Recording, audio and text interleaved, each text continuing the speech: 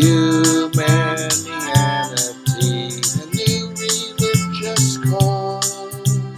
Humanity, religion for us all. Humanity, now we all can see. Humanity, how much better we can be.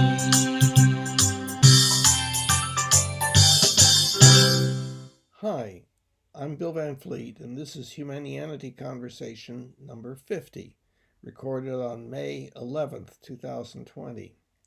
It is the first recorded conversation with Chuck Woolery, a former very prominent member of high-ranking politico-scientific organization. The conversation was extremely difficult and did not seem to make progress. Viewing it may give some added insight into how difficult it is to share and compare beliefs when they are significantly different and held with much certainty. Yeah. There we go. I see you now. Very good. Okay. Okay, we're all set. Yes.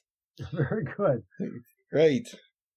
Okay, so this is Humanianity Conversations, designed to kind of explore the concept of humanity and challenge it, find any things that are wrong with it, see how it fits in with current problems, etc., etc. And I think it might be helpful for you to describe your background, because it's quite impressive, and you're one of the big people. I'm a small person, so if you could let people know like what your background is. My background is I have to preface it that I was a wrestler from a fat little boy to making it to the Olympic trials in wrestling in terms of my mechanical aptitude. That without having much skill, I used my brain and my idea of fundamental principles to figure out how to beat somebody more superior than me. And that eventually translated into becoming a biology teacher, which then translated into working on global hunger instead of being an environmentalist. And I'm still an environmentalist, but and then that evolved into working on national security issues. So I was elected by my peers to chair the United Nations Association Council of Organizations, which is about 120 U.S.-based nonprofit groups representing about 25 million Americans. I didn't ask to be elected to that position, but they saw that what I was doing was working in terms of advocating for political change in Congress on their prioritization and foreign policy. That we were at the time pushing forward the national security threat of infectious diseases, which back then in the mid-90s was a self-evident truth that every report everybody agreed on, but nobody did anything about.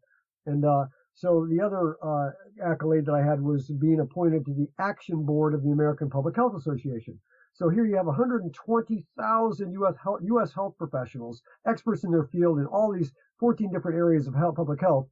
And my colleagues elected me to that board position, one of 14 people, to represent the APHA in terms of trying to figure out policy, how they would, what they will with policy. Now, APHA had a Congress of almost equivalent to the U.S. Congress in terms of numbers.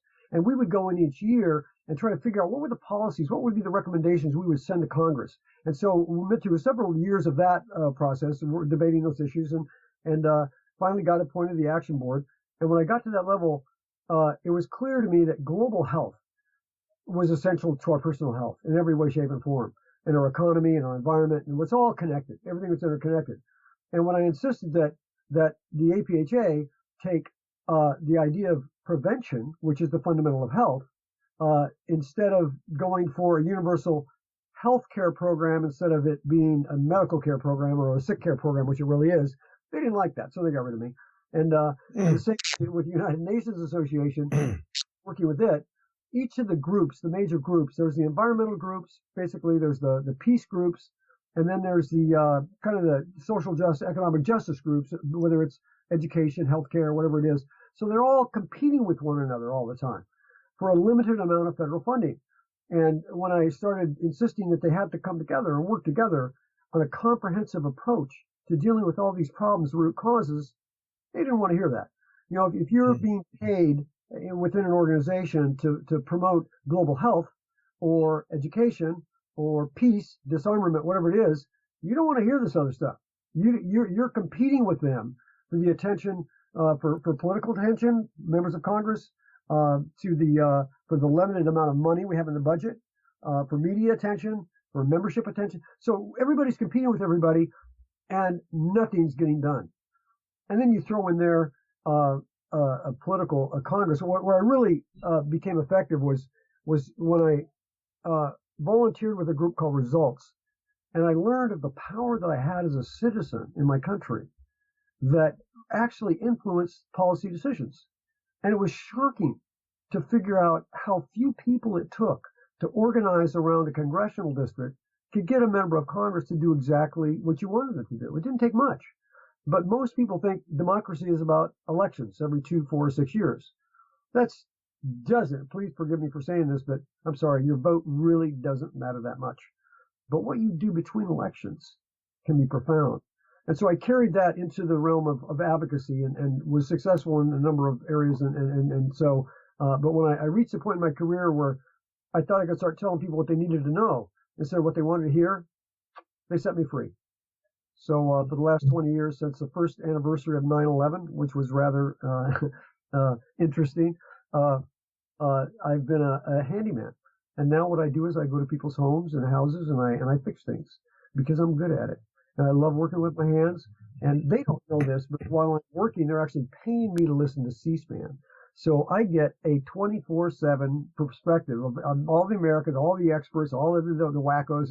I get a full range for the last 18 years of that. And I'm the one thing that my asset as a wrestler was persistence. That's one thing I have is persistence. I'm getting ready to give up because people don't listen. You know, even after COVID-19, which makes every point I've ever made since 1993 irrelevant, people still don't listen. And that's why your effort, you know, just the word that you have of humanity, I can't even pronounce it, but the idea of promoting that, you know, I can't even get people to think about taking care of their own health, let alone learn a new word. And so it just doesn't seem like the avenue to take if you really want to create the change needed now, urgently, to transform our systems and structures, government systems and structures, to match the reality of our natural systems and structures. If we, you know, the most profound thing that I realized way too late in my life, maybe in the last 4 or 5 years, was the Declaration of Independence. The profundity of the first paragraph, according to the laws of nature, and nature's God. Now, how I interpret that is justice, the idea of the golden rule. We hold these truths to be self-evident. What is so complicated about that? You know, when we stood before the flag as children, and I pledge allegiance, and the last few words, liberty and justice for all. When I was a kid, I took that seriously. I pledged that, you know, and continue to pledge it throughout my grown-up. We don't do that. We think we're individual, separate. We think we're independent of the rest of the world. We even think we're independent of each other. And sometimes we become independent from our own body. Our minds get so involved in the intellectual processes that we can engage in, or distractions, that we lose touch with our own health, our own body, the purpose. And the purpose we're here as humans is to sustain our species. I mean, to really keep us going, to survive and thrive, maybe long enough to transport life from this planet to another one so that life is perpetuated throughout the universe rather than being wiped out by the sun in 4 billion years when it expands and burns everything to a crisp. So that's kind of the driving force is trying to use my mind as a problem-solving tool rather than creating more problems by coming up with ideas that don't fit the laws of nature and nature's God. And that's my go-to talking points now is that most of the ideas we come up with don't do that. Our creativity is a dual-edged sword. We are genius at creating new tools, new weapons, new words that have a specific meaning. And that those specific meanings, if we all understood them, and this is an asset for you, is if we all understood exactly what that word meant, we could then work like an engineer to design something that would work. But today we have words like democracy. Well, that means something to probably 7 billion people. Now, what does democracy mean? And fundamentally, it's not a fundamental principle. It's an idea we came up with. We should all agree on this thing before we do it. The problem with democracy is, I think it was Benjamin Franklin. No, I think it was Winston Churchill said best. He said, if you want to see the flaws of democracy, have an average conversation with the average voter for 5 minutes, and you'll see the flaws of democracy. You have to have an educated population that votes on ideas rather than emotion. And our elections are about emotion. They are not about ideas. And if we were to vote on ideas, the number one we would want to look at is the human concept, the human idea that we created called independence. It doesn't exist anywhere in the real world. Everything, all systems and structures are interdependent. Yet we continue to run a government on the concept of independence. We even still have independent state. Right now we're dealing with COVID-19, and the President of the United States is expecting governors to come up with the solutions, to come up with their testing procedures. That's insane. I'm sorry. Every state having a different testing procedure is not going to allow you to have people crossing borders and be safe. The testing regime has to be accurate, which requires science based on words that matter, not what we make up in politics and religion and economics to fit our own ideology.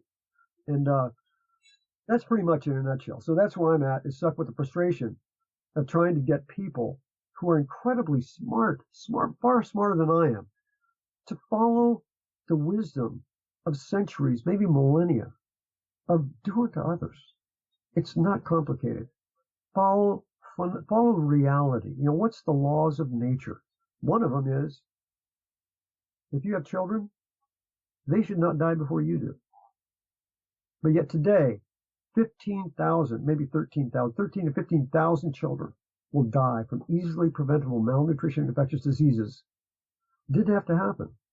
And I'm going to suggest, as many others have in the past, that is the fundamental driver of much of the human errors that we make in politics and religion and others, is we ignore the suffering of the families that experience that loss, that profound loss of life, which there is nothing worse in the human experience than losing a child.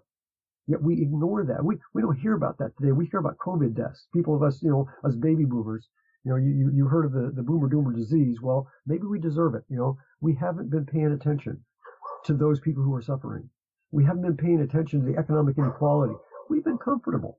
Whether the people who rigged the system, the one percenters who rigged the system to benefit themselves and ignore us, they did it because we didn't follow our constitutional right to petition our government for our grievances and even look ahead and prevent those grievances, to address the fundamental principles, the root causes of the problems we face.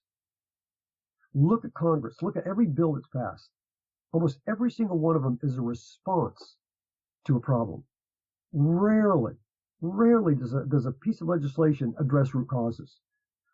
And I'm going to drop back to my 1980 Presidential Commission on World Hunger.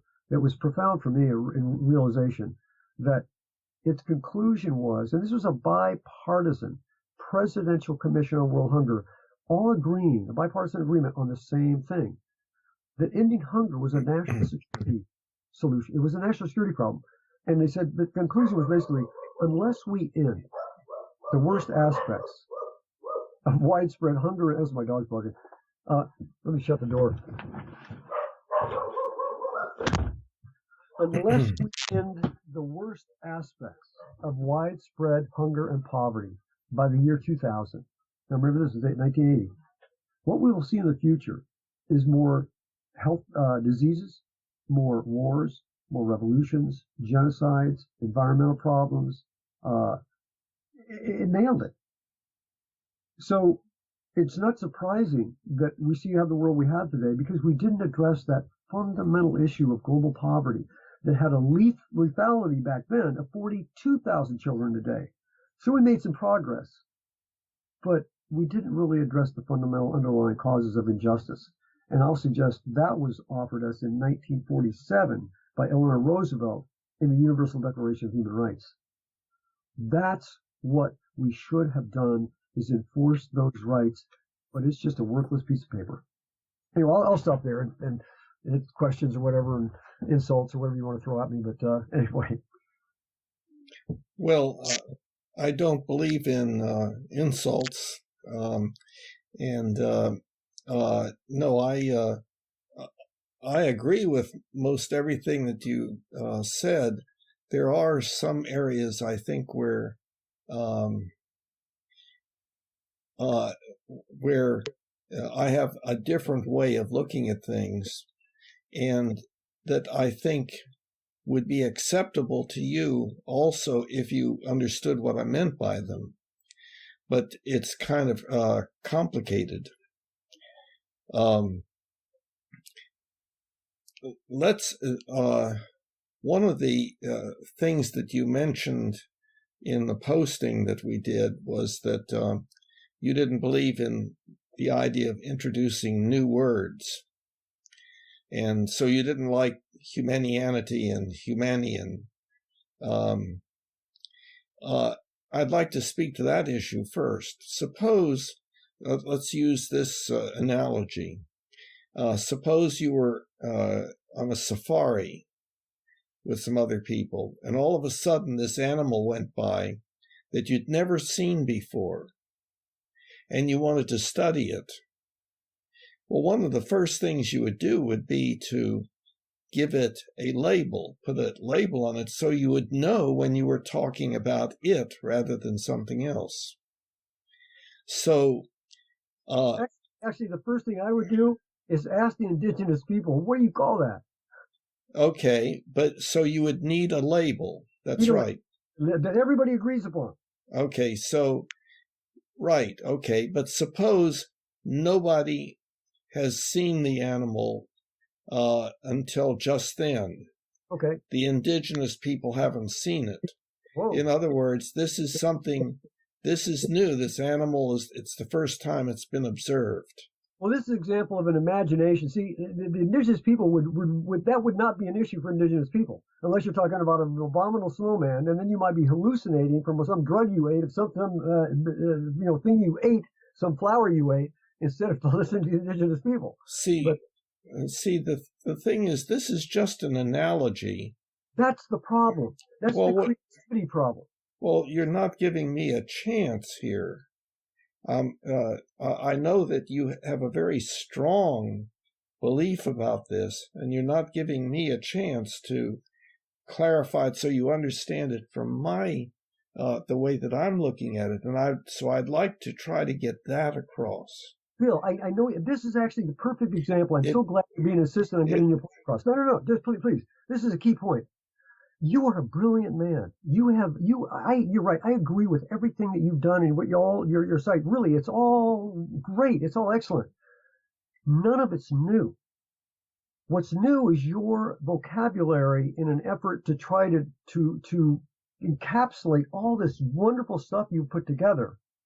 And what I'm suggesting is that your mind so much wants to promote and defend that particular creative action, rather than looking at the urgency of this moment and the need to educate a lot of people very quickly on a very important issues.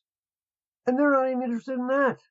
That a new word that's hard to pronounce, that's difficult to remember, is not going to be a solution. It's going to be a barrier. And so your desire, and I get it, you're a committed soul to your effort. But I'm suggesting is that's not what's needed now. It's not going to go forward or speed up their acceptance of what's already existing. We already know. We don't need new words. We don't even do what we know we should do. Let's say this. Let me give you an analogy. Everybody accepts your word. Let's say became a new kind of, I'll say religion in a positive sense, became a new concept, a new perception for everybody to see the world the way that you're describing. Let's say we did that. We all know the idea of the golden rule. And we don't do it. So it's a matter of motivating people to actually act instead of listen and agree and defend ideas that we don't even do. And so for me, and I hate saying this, but it seems to be true, that what motivates us most as human beings is pain and suffering. And COVID-19, if this doesn't do it, and this is a relatively minor virus, actually, in reality, it could be much worse, it could have much other characteristics. But if this doesn't wake us up, I thought HIV/AIDS would do that, almost 30 years ago, 40 years ago. That would be the disease that would, because it was related to sex, and that's something we all desire, that would be the thing that would, oh, whoa, maybe I should relook at this whole, sexual promiscuity thing. No, it didn't happen. But no, COVID-19, maybe. It's God tapping us on the shoulder and saying, hey, take care of one another. Follow the fundamental principles of the golden rule. Take care of one another. I'm just, you can spend as much time as you want trying to convince me, and you can see it's not going to work. And I don't think it's going to work with other people in the time frame that we have. If you look at the evolution of weaponry, I'm not even talking about the evolution of diseases. If you look at the evolution of weaponry right now, artificial intelligence is going to be upon us sooner than we know. As Elon Musk, one of these guys said, we'll know that artificial intelligence is too late when we see robots killing us in the streets. Too late is too late. So the evolution of weaponry is going to turn AI on us, and it's coming fast and hard. Our brains cannot understand the exponential growth of technology. This was a presentation I gave 27 years ago when I was touring the country talking about national security issues. 3 lines, simple graph. First line, exponential growth of technology, off the chart. Second line, our linear thinking, going up sideways, trying to understand all that, and trying to understand even our reality, let alone new words, trying to understand all that. And the bottom line was our flatline government was ignorant to both of these factors. And we had a little blip on 9/11 where we changed a little bit. We combined 17 federal agencies, independent agencies, into one, the Department of Homeland Security, and then we didn't connect it with the Department of Defense. I'm sorry. Our independent government agencies cannot deal with interconnected problems, interdependent global problems. You can't do it. And so I'm stuck trying to talk people who've worshipped the Constitution. It's a suicide document, as it is. Anyway. Well, there's a problem here in that the ratio of the number of your words to mine is well over 100 to 10 or 100 to 5. And you stated right away that you have no intention of considering the possibility that I might have something to offer, and you're believing that you understand it completely. And I believe that that's not so. But you're saying that your mind is closed to any consideration of my stuff because you've already decided that it... That's not what I said. That's not what I said. I actually acknowledge everything you have done is profound. You've put your collection of stuff. It's all the things that are right. It's you're naming it something different is the only problem I have with it. That's the only problem. So you did not listen to me. You were busy up here defending your ideas instead of listening to what I said. Can you tell me what Humanianity is? Well, it's your idea of bringing human. This is what I understand from the earlier conversation we had. It's your idea of what we humans need to achieve, what we need to reach, kind of in the Maslowian hierarchy of these, in order to achieve what's really possible to be human. It's really what we all, not we all, what highly committed, intelligent people want to achieve is the best that we can achieve as being human. And you have a structure, you have a system you believe can get us there. No, that's not true. Okay, then tell me where I'm wrong. I mean, I get I'm wrong. Just explain it. Okay. Well, first of all, trying to go back to the first point that I was making is that so far we've not had a name for this thing, this new animal, so to speak.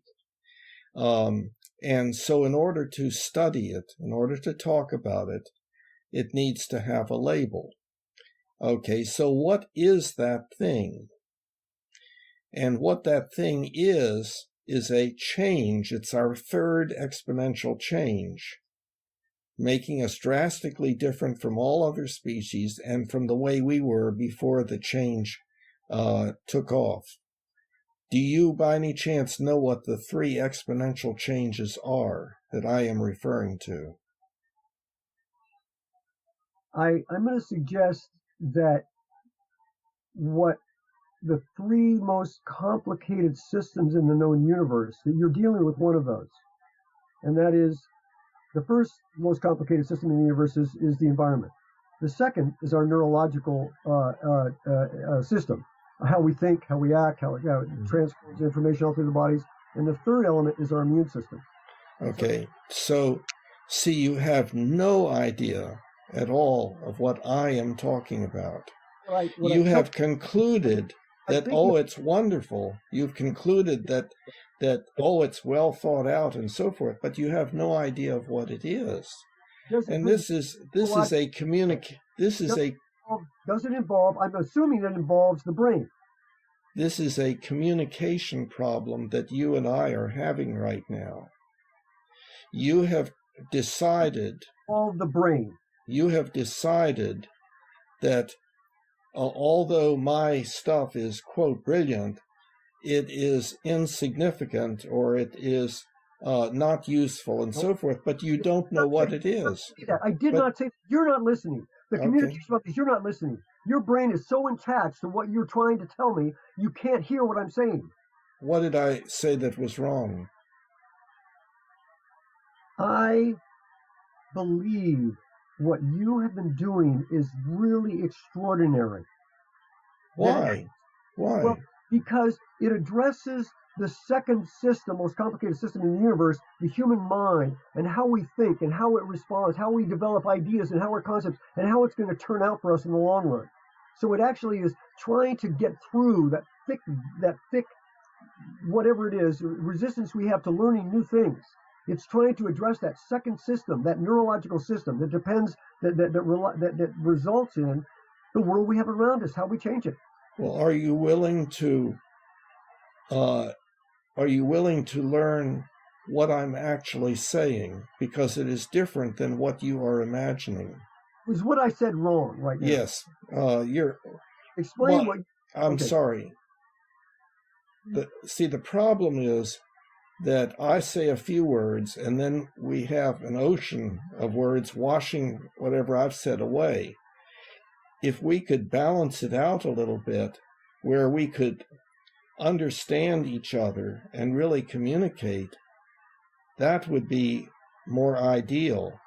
And it is, I think, part what's happening here between the two of us is an example of what you talk about how resistant people are to coming to understanding of something different than what they already understand. Now, the same could be true for me. Of course, I am going to be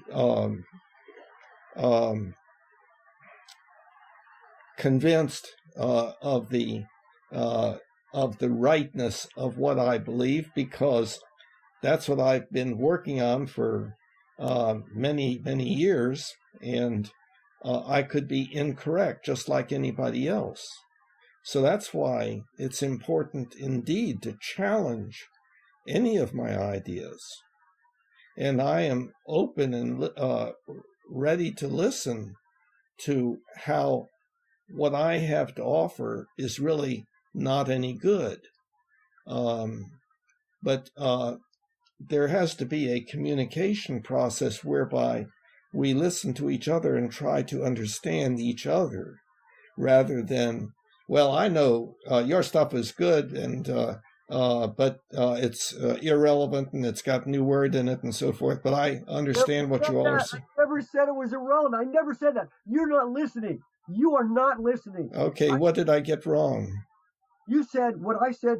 You said that I said what you have developed is irrelevant. I didn't say that. I never said that. I said it was very valuable, extremely valuable. And you keep interpreting it as irrelevant. It's not irrelevant. I didn't say it was. I never said it was irrelevant. I did not say that. Well, okay. What I was referring to was you're saying that it's not what is needed. A new word. A new word is needed. Not what you're doing. The new word is not needed. Listen, if you can't get that simple concept of all the work I've done in the real world, not up here, in the real world of making shit happen, of making things change, the real world is not going to accept your new word regardless of how genius it is. I'm sorry. Okay. The world may not accept it. I understand that. But because I think that there is something very important in it that you have not understood yet. Well, I haven't understood. Okay, but that's going to take a while. And if I say a few words and then there's an avalanche of no, you're wrong, and I'll never accept that, and so forth, then we'll have difficulty. I'm just suggesting that we try to equalize the effort to understand one another a little bit more. Okay, here's your thing about justice. I get your idea of justice, do unto others, and all that kind of, it's really profound and useful. What's that? I don't know what you're talking about. In equal time. You think there needs to be a balance of my talking and your talking. You think there needs to be a balance. Well, not necessarily. If one person has a more unusual idea, that person probably should have more time to explain it. Just because you have an unusual idea, that creative idea doesn't make it valid. That's what you're not getting. Correct. No, I agree with that. And you want people to challenge your ideas. Here's what I request of you. If you want to talk without me interrupting you, here's what I request of you. Follow fundamental principles of the ideas that you come up with. Don't create something. Give me a fundamental principle that you know to be true beyond any shadow of a doubt. That's what I'm asking of you. If you go off track and start creating some idea or something that's not true, I'm gonna wait. That's not true. In my world, in my worldview, my world experience, that's not true. And if you want to go forward with that as a kamikaze offer, fine, go ahead. But in my world, you need to say something that other people that I know, all the people that I know, both liberals, conservatives, none of the line, that they're going to actually go, oh, that's interesting. Tell me more. Yeah, but you would have to hear it first. Well, that's what I'm saying. If you start talking and you bring one of these things in that I know that 3/4 of the world is going to go, hey, this guy's a freaking idiot. I'm going to stop you. What you have to offer the world in terms of your website is, I think, profound, damn useful. But you don't know what's in it. Your market, you don't know what's in it. I've gone through enough of it to know that a lot of it's very, very valuable stuff. And when I'm trying to what? Like what? I off the top of my head, off the top of my head, I can't name all the females in my family either. But doesn't mean I don't disown them. But if we're wanting to really talk meaningfully to each other, don't we need to know what we're talking about? What each other is talking about? I have given your material hours of study, literally hours of study. But you don't know what it is. Well, I tell you what, the Presidential Commission on World Hunger, the U.S. Commission on National Security in the 21st Century, I studied those books for years, and I still can't tell you everything that's in them. I'm not talking about telling me everything that's in it, just the basic idea. The basic idea is you want humanity to work. You want people to have great lives and have extraordinary. I get it. You're a committed soul. I get it. No, that's not what it's about. You want to end humanity? That's not what it's about. You're trying to change humanity in a way that will actually make things work. Is that wrong? I'm trying to contribute to a process that is occurring all over the world in various ways, but it's very, very early. But you are not willing to hear and understand what it is that I'm saying. The process that's going against everything that you're for is traveling faster and harder than your process. There is not enough time in the world to educate people on your process. There just isn't. The acceleration. Maybe that's true. Oh, it is true. There's no doubt about it. No, that's not debatable. Okay, so you don't have to learn any more about what I actually think to know that it is useless, right? What you think is not useless. How you're marketing it is. Yeah, but you don't know what it is that I am talking about. Are you trying to help humanity? Yes. Okay, thank you. I get that. And I get that most of what I read on your website does that. But that doesn't say what it is. That doesn't, there's a particular concept that is important that you have not grasped. And let me get this straight. So you think, you actually think that your one concept is so new and so different that when people hear it, they will come running to that concept and adopt it. Is that what you think? No. Okay, good. Because it's not going to happen. Okay.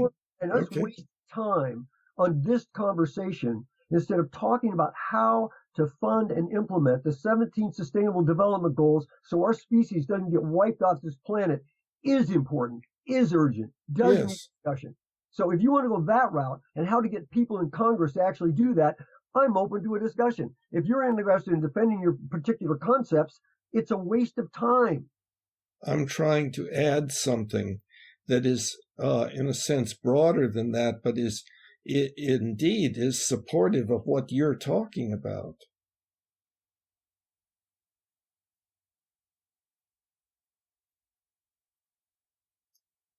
So I wish that you were open to hearing what I have to say as opposed to being prepared to immediately discount what I've said before you've even heard it, like the 3 exponential changes. Give them to me. Give them to me. I won't stop. I won't interrupt you. Give them to me. 3 exponential changes. Okay. So these 3 exponential changes are changes that have occurred in our species or are occurring in our species that have made us drastically different from all other species on this planet and from the way we were before these exponential changes took place, except the third one is just beginning to take off. The first change was the development of the essentially infinite capability of using symbols and the rules of syntax, meaning symbolic language. And the reason that is, now it's not that other species cannot do some of that, because we can teach chimpanzees sign language and communicate with them and so forth. Got it. Number 1. Number 2. But essentially, well, now what this has done, number 1, it has made us able to have much more intensive empathy for each other, because we can tell each other, we can tell each other what it's like to be us. Like I can tell you what I was thinking about yesterday, doing tomorrow, and how I feel about it, and what I think you may be thinking about how I feel about it. And no other species can do that. So that's part 1. Can I do part 2 of this and then go back? It has enabled us to give each other highly specific instructions, so it has made us able to cooperate with each other and to do all sorts of complex things. I can tell you how to get to a particular place that you've never been, just with my words. So the symbolic language has made us able to be much more empathetic than was possible when we were more chimp-like as far as language is concerned. So this is the first exponential change. You would, I think, recognize, and you've even talked about the second exponential change.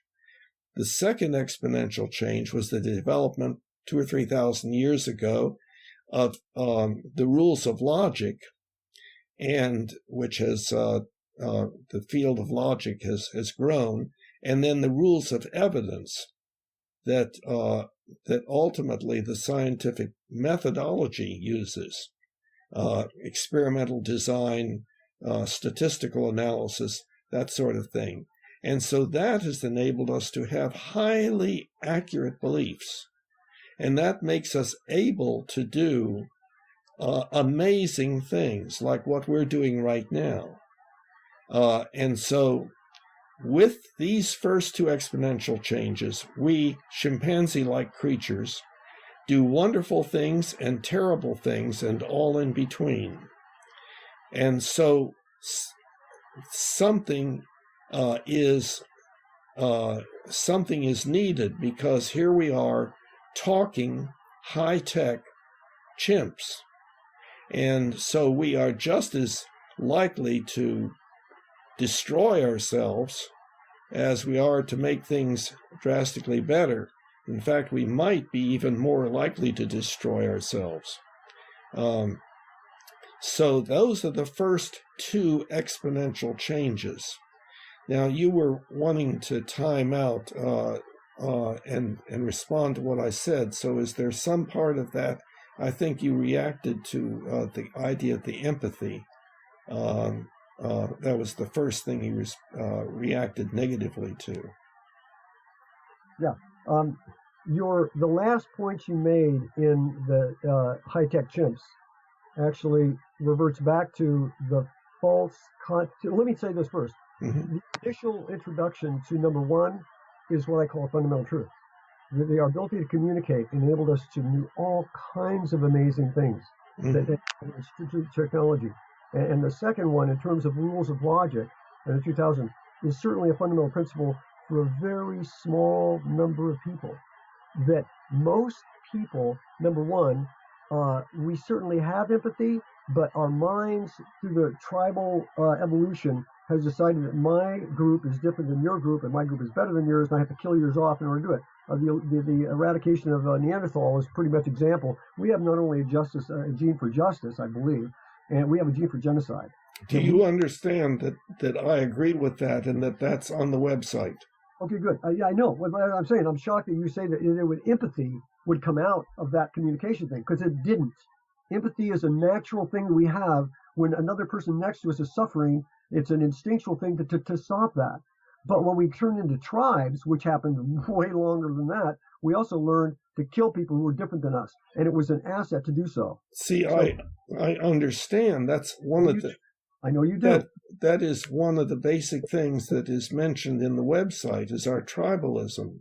Yep, I know. I did see it. I know it's there. But you are responding as if it is contradictory to what I have said. Now, please understand that it has made empathy. It has made empathy much more possible, but that doesn't mean that all of a sudden we have become 100% empathetic with everybody. No, I understand that. I'm in agreement with what you're saying. What you're saying is supposed to be contradictory to what I was saying, but I'm in agreement with it. So there is a misunderstanding. There's a breakdown in communication here. Your belief of the first two, I believe you believe this. I'm pretty sure you believe this, that the first two are insufficient to contribute to the survival and the thriving of our species. The first two are insufficient. There's something missing in those first two that prevents us. That means we could destroy ourselves. We can't really generate enough empathy to protect so those two are insufficient. Am I getting that much right? That is not that's not something I would say. It's something I say, absolutely.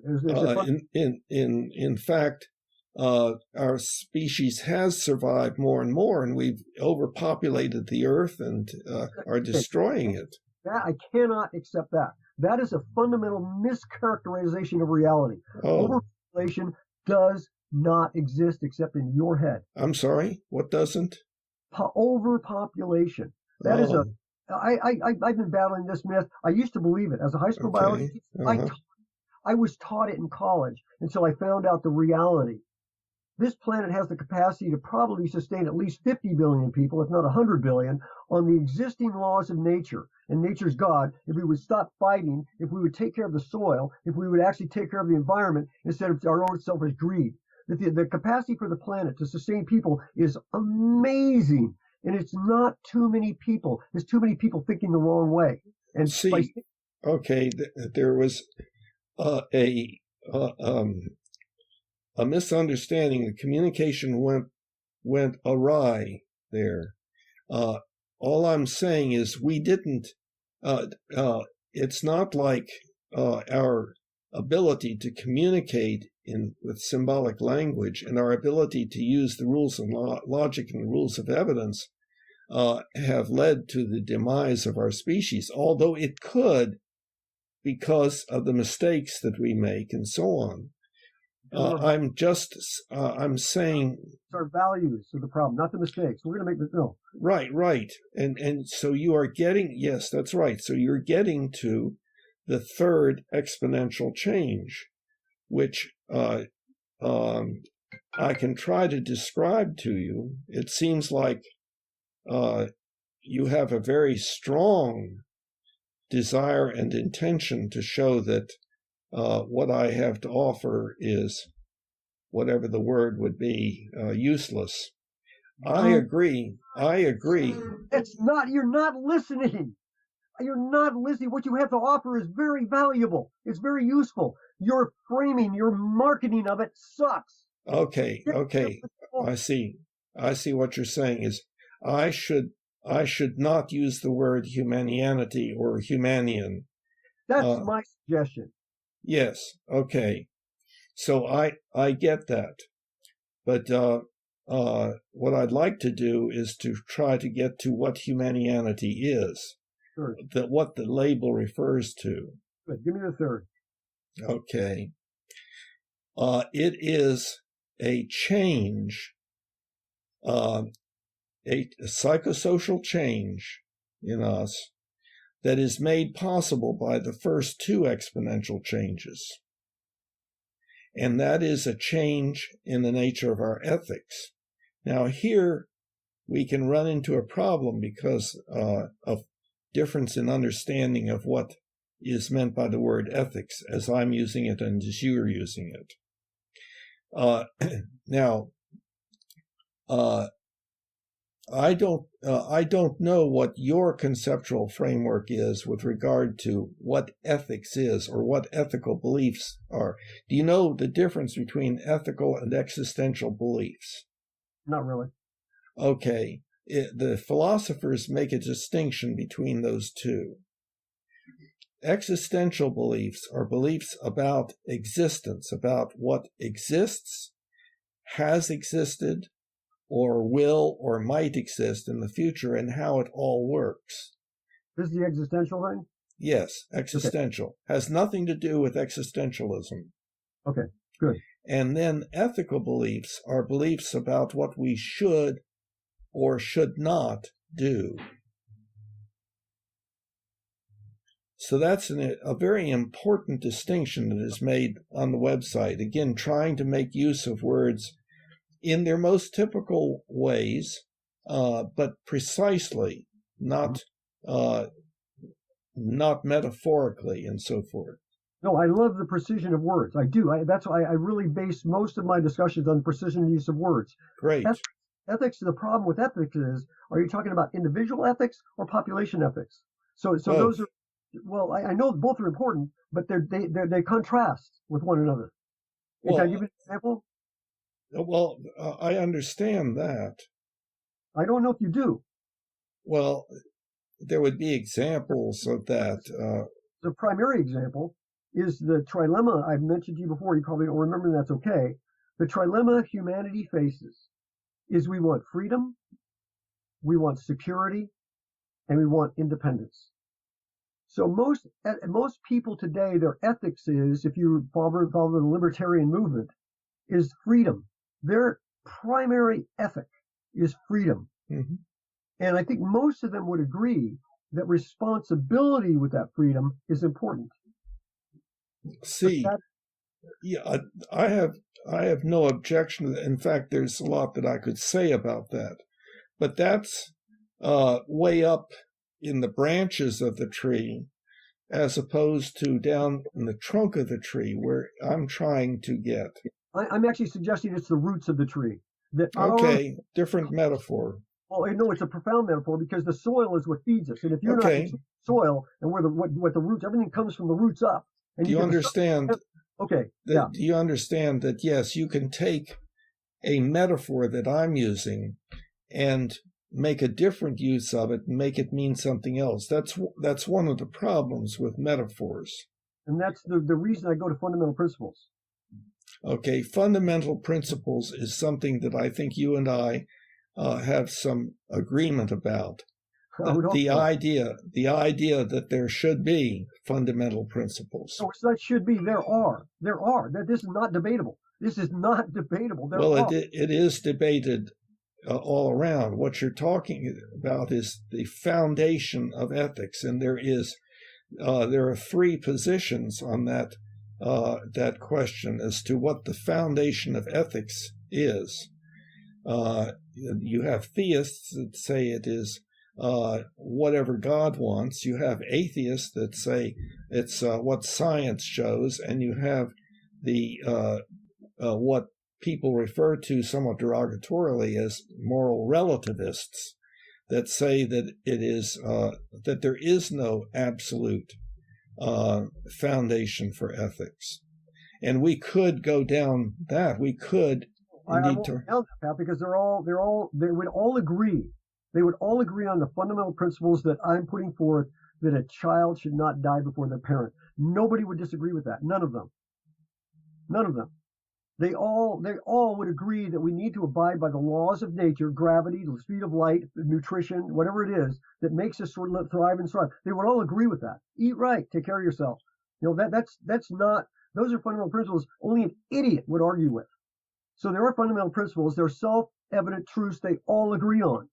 So the fact that they agree doesn't mean that they are correct.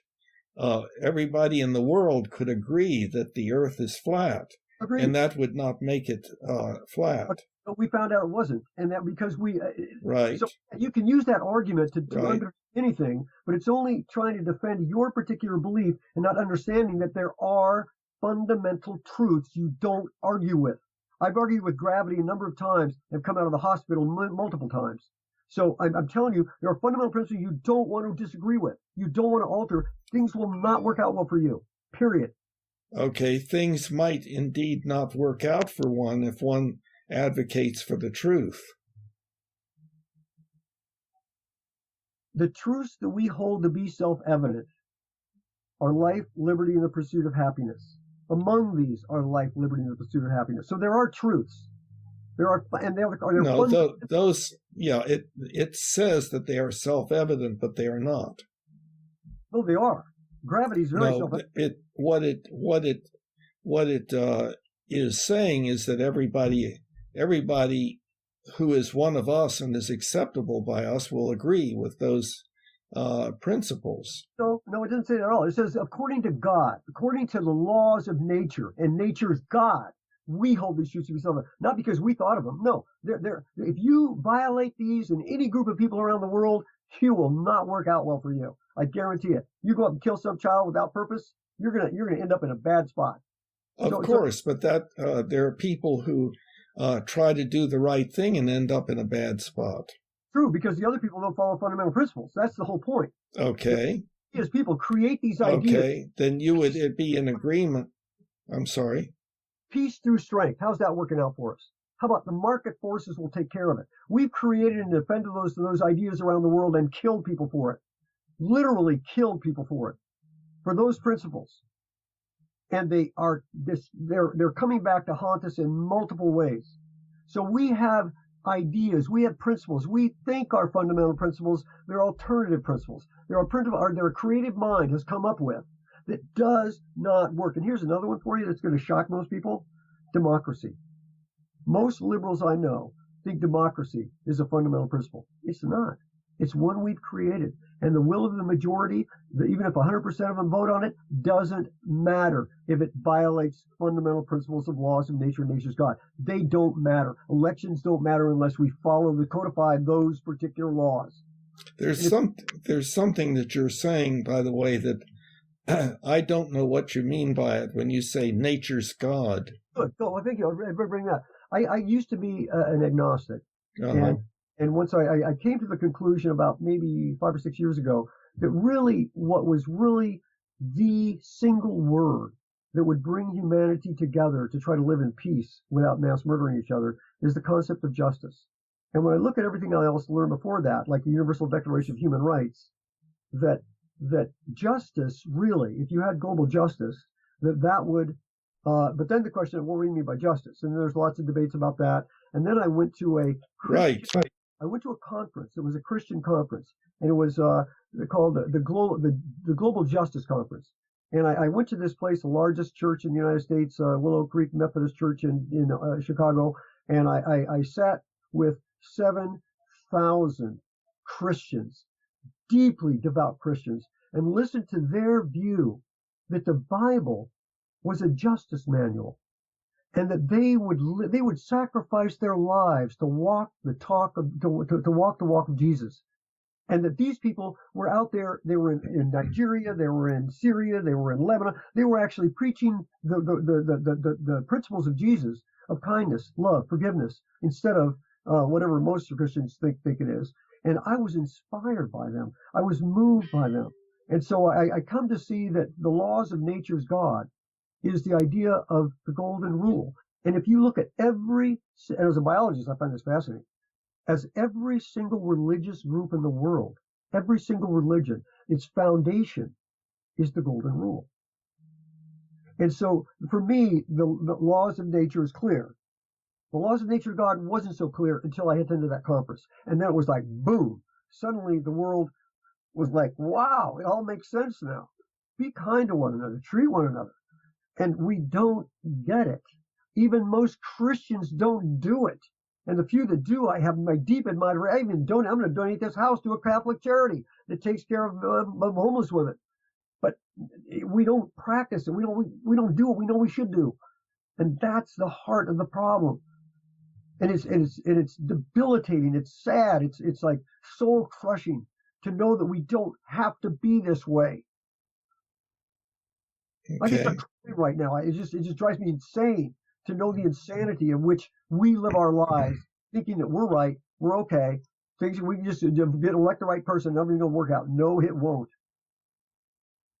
So the conviction that we are right and know that we're right and so forth is good or bad, or our mind, this is a hypothesis for me, I'm pretty sure it's right, but I'm pretty sure our mind evolved as a tool, a survival tool, to solve problems, to find a mate, collect food, defend our clan, whatever. So it was originally evolved as a survival tool to solve problems.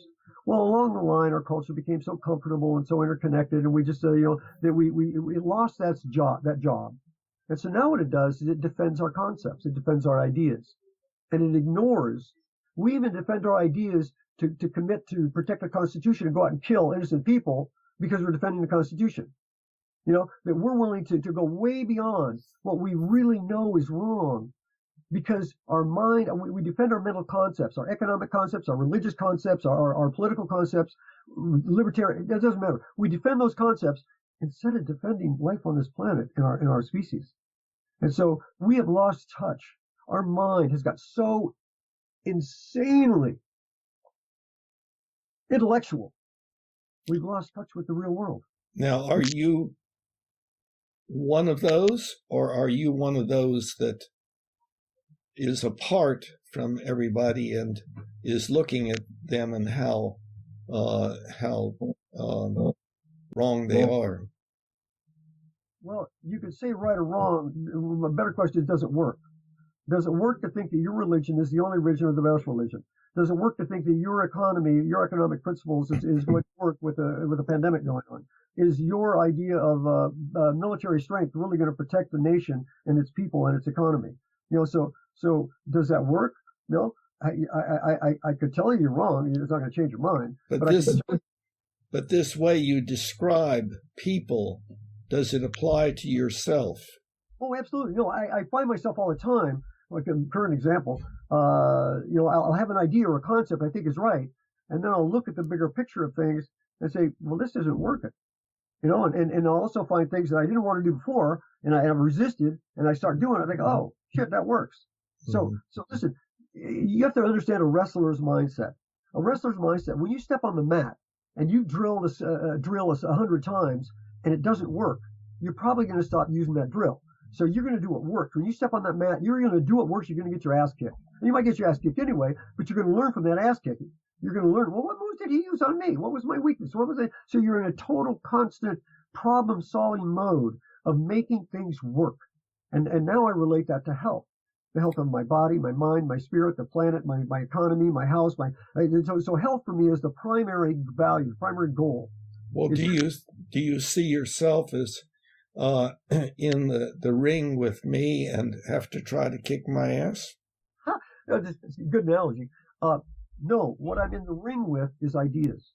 I'm in the ring with ideas that come out as either alternative principles or fundamental principles. And I will kick the ass of anyone who comes up with an alternative principle that doesn't fit a fundamental principle. So you will kick my ass if I do. I'll kick your mental image that a new word is actually going to help the planet. It's not.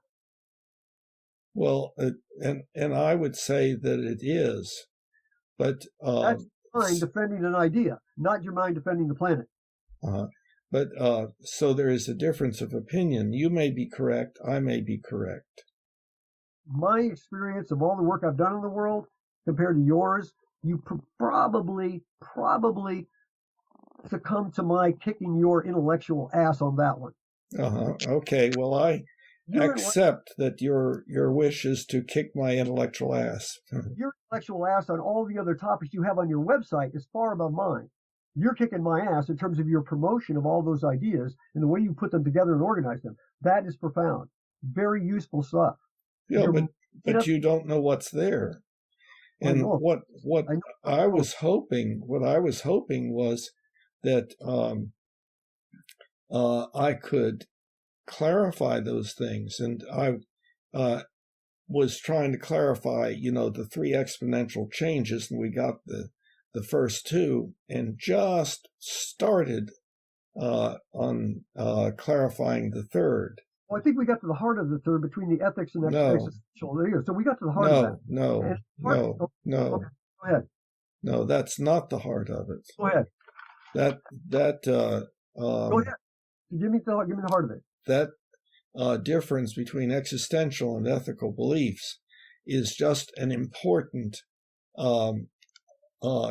concept to help us be clear about what we're talking about when we're using the word ethical beliefs as opposed to existential beliefs. I hate poetry. Let me give you the only poem I've ever learned in my life. It came from Elijah Cummings, his first thing he read in Congress, and that they read at his eulogy about 6 months ago. But it's profound, and it applies to everything. I only have a minute, 60 seconds in it.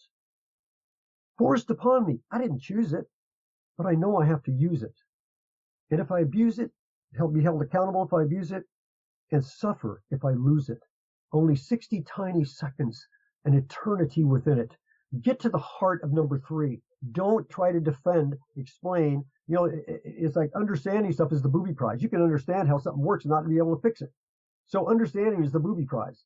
Tell me the heart of what needs to change. Number 3 will bring about, and I'll latch onto it like an octopus. It was not clear to me about your reference to poetry.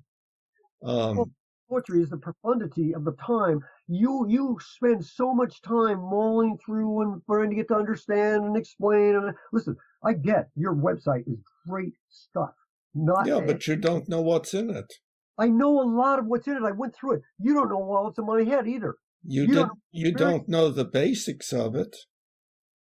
Well, I assume the basics of it is to make humanity thrive and survive and thrive. No. Assuming that, I'm assuming you're one of us. You're not an extraterrestrial being trying to complicate things and make things worse and harder. Yeah. See, so you have this set of negative ideas about me, and it's not a negative. Look, it doesn't time. Wait, look. Time about my ideas. Do you know how many children die every minute?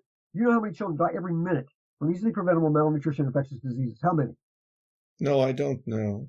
You don't know. Okay, so I'm going to suggest that's a fundamental freaking principle. If you want to understand the world, grasp that one. And if you did, you would put time, the preciousness of time, and getting your ideas across much more succinct than what you do. Okay. I don't know what you mean by that. I am in agreement that we have a terrible situation going on. Urgent situation. Yes, urgent. Time is of the essence. Right. Is going down. Our economy is going down. Right. The pollution of weapons is going up. Right. We got limited time left. You've got to get this. Right. Right. See, I'm in agreement with you.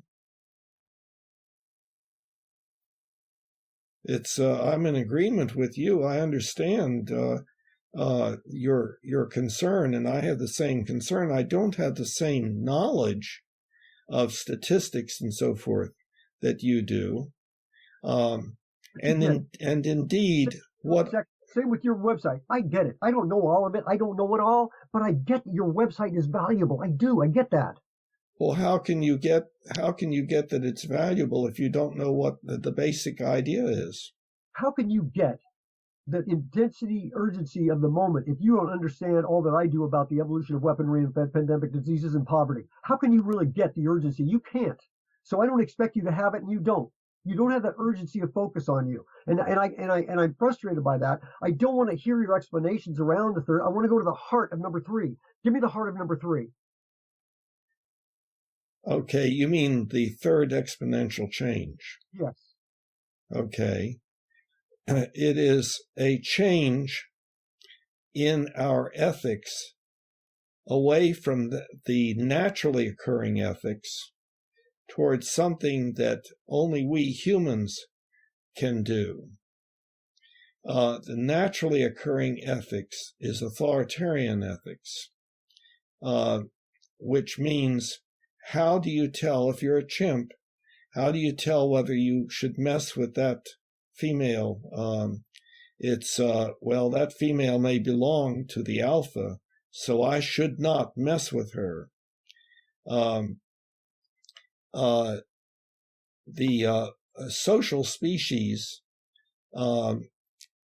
develop cultures, and the cultures indicate what should and should not be done to a greater or lesser extent. And the naturally occurring ethics, as I say, is authoritarian. The way that you tell what you should or should not do is by knowing what X wants you to do, X being whoever or whatever is most powerful. Parent, leader, culture, deity, something like that. That's how you tell. So if you disobey God, let's say, then you are doing what you should not do. If you disobey your leader, you're doing what you should not do. Now, of course, then we live in many different cultures. The first culture is the one that consists just of mother and perhaps father also, but especially mother. That's the other that responds to what I do moment by moment. And what are you? You went off the rail. You literally, now you've lost me. Not in intellectualism, but in terms of gaining my support in your logic. Your logic for me is fundamentally flawed. Okay, tell me where it went wrong, please. The change in our ethics away from naturally occurring from nature, from nature. I'm going to suggest that our ethics of taking care of one another is natural. Empathy is a natural thing that we actually have, that we lose through time and experience and all that kind of stuff. But it's our cultures that are the problem. That our cultures make us lose our affinity to nature and being grounded in our relationship with nature. That is the problem with cultures, and moving beyond this idea that nature is we think that nature is kind of got these bad elements to it. No, nature, in fact, let's say that I'm an atheist. Okay, I could make the case as an atheist that justice, that the golden rule has a biological imperative in it. And I've seen it in other animals, not just humans. So I can make the case that genetically, we are naturally inclined to justice, that any animal you abuse will fight back, that people only take so much shit and they understand that's not right. So I'm going to suggest that element that you just described is not the correct avenue.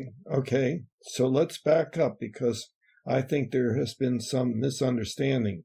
Okay. I am in agreement with you that one of the things that we animals do is be good to each other, mutual grooming, making each other feel good and so forth. But that's not the only thing that we do. We also struggle for dominance. We are a dominance hierarchy species, well described. What drives that, do you think? It's built into us by evolution.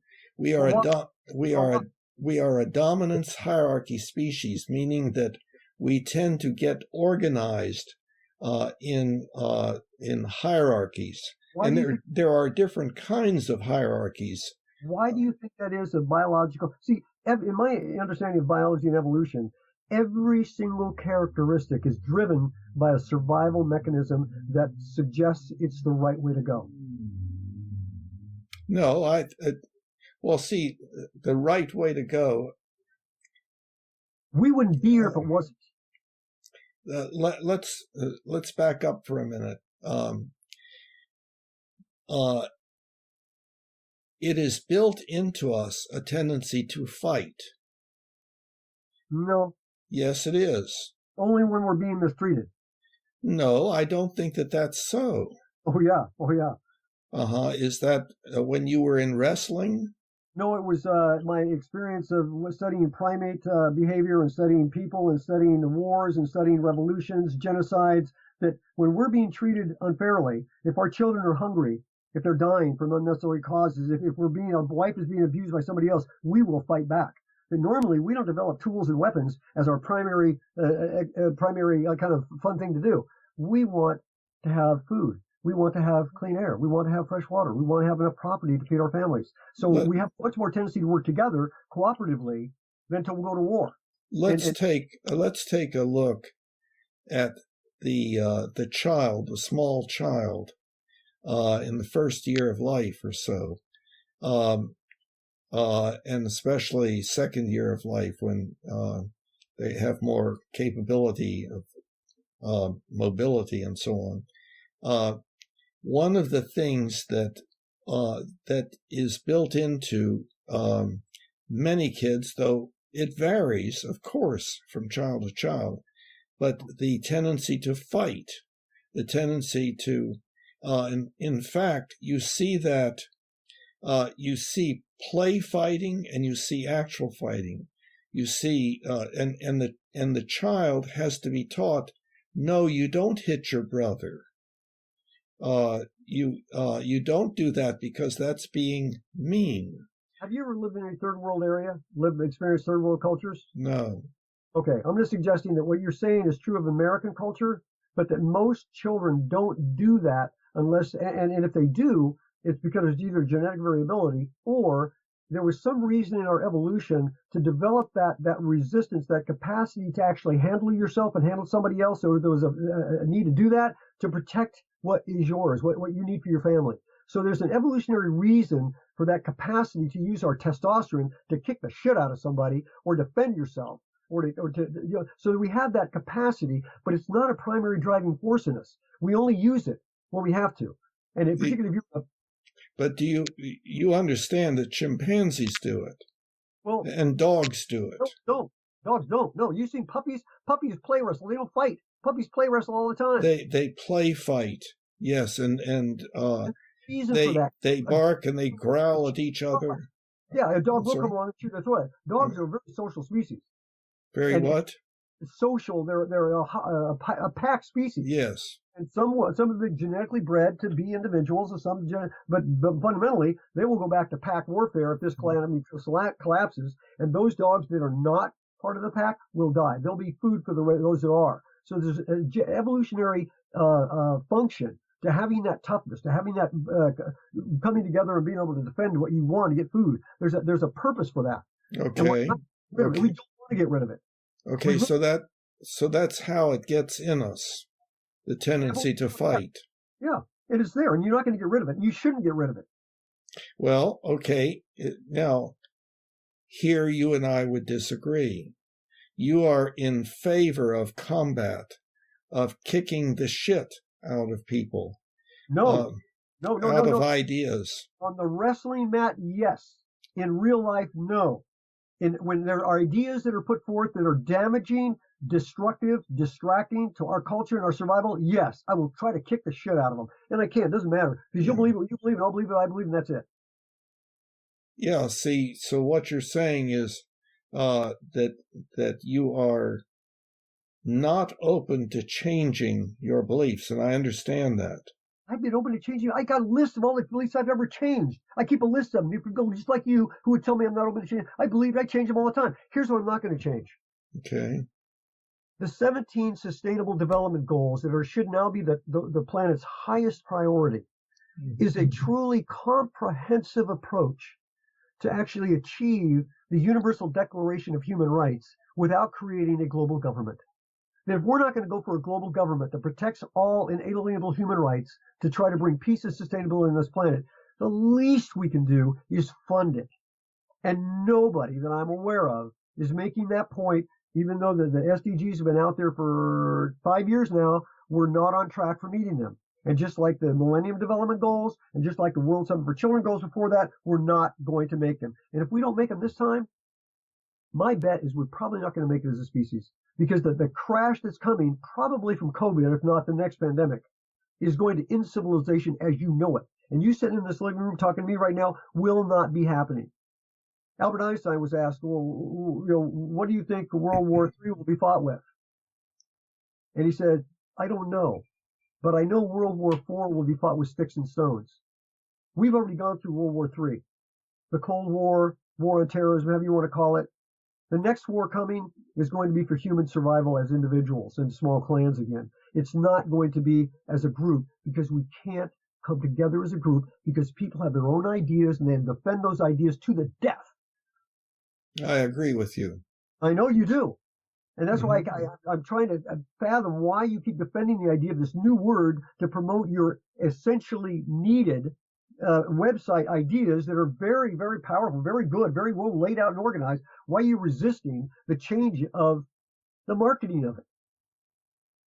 Well, it is an interesting question, the whole issue of marketing. It's sort of like I wanted to make sure that everything that was on the website was the absolute truth of what I believe. In other words, not altered to trick people into going for it. So there's no effort to market. There is only an effort to be there is only an effort to be accurate and to be optimal. That's where you lost me as a logical human being, committed to the same things you are. That's where you lost me, because you're trying to manipulate this new word to people to get them to believe it, to enter your stuff. And what I'm suggesting, if you want to market to most people, 99% of them, you want to effectively market, you apply to the three things that they want. Address that. They want freedom to do whatever the hell they want to do, whenever they want to do it without consequences. They want security, which is not possible unless they're responsible with the further freedoms. And they want independence, which doesn't exist in the real world. It's a mental construct we continue to defend to our death. We are globally interdependent, and only by being responsible with our freedoms can we have security. So if you want to market this thing, market it as maximizing human freedom and security for whatever goal you want. Survival of the species, becoming Christian, I don't care. That's what's at stake. Maximizing human freedom and security. Do you value your freedom? For sure. Do you value security? Yeah. Do you value independence? Yeah. Well, here's what it means. If you value independence, you're going to lose your freedom and your security or both. Okay, so I would suggest, yes, that you go ahead and market that is your idea. I have a different idea. Okay, just first of all, it is my idea. I came up with it after 40 years of studying every issue, global national security, local national security threat, studying every issue, the compilation, and then I read this pamphlet called Common Sense. And you know what Thomas Paine said? He said the fundamental purpose for government is human freedom and security. I could have saved myself a lot of time and anguish and trouble by just promoting Thomas Paine.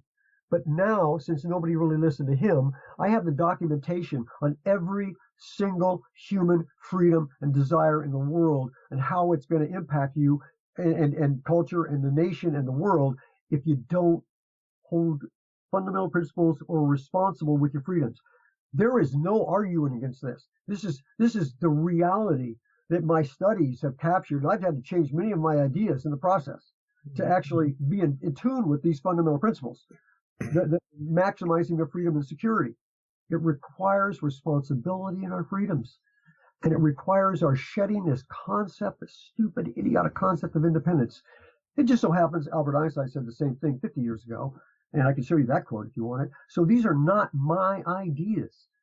They are the marketing of what's real, and what wise people long before this, from all the way back to Jesus Christ, has been telling us, and we continue to come up with our own freaking ideas, thinking this will make a difference. Mm-hmm. And you don't see the insanity in that?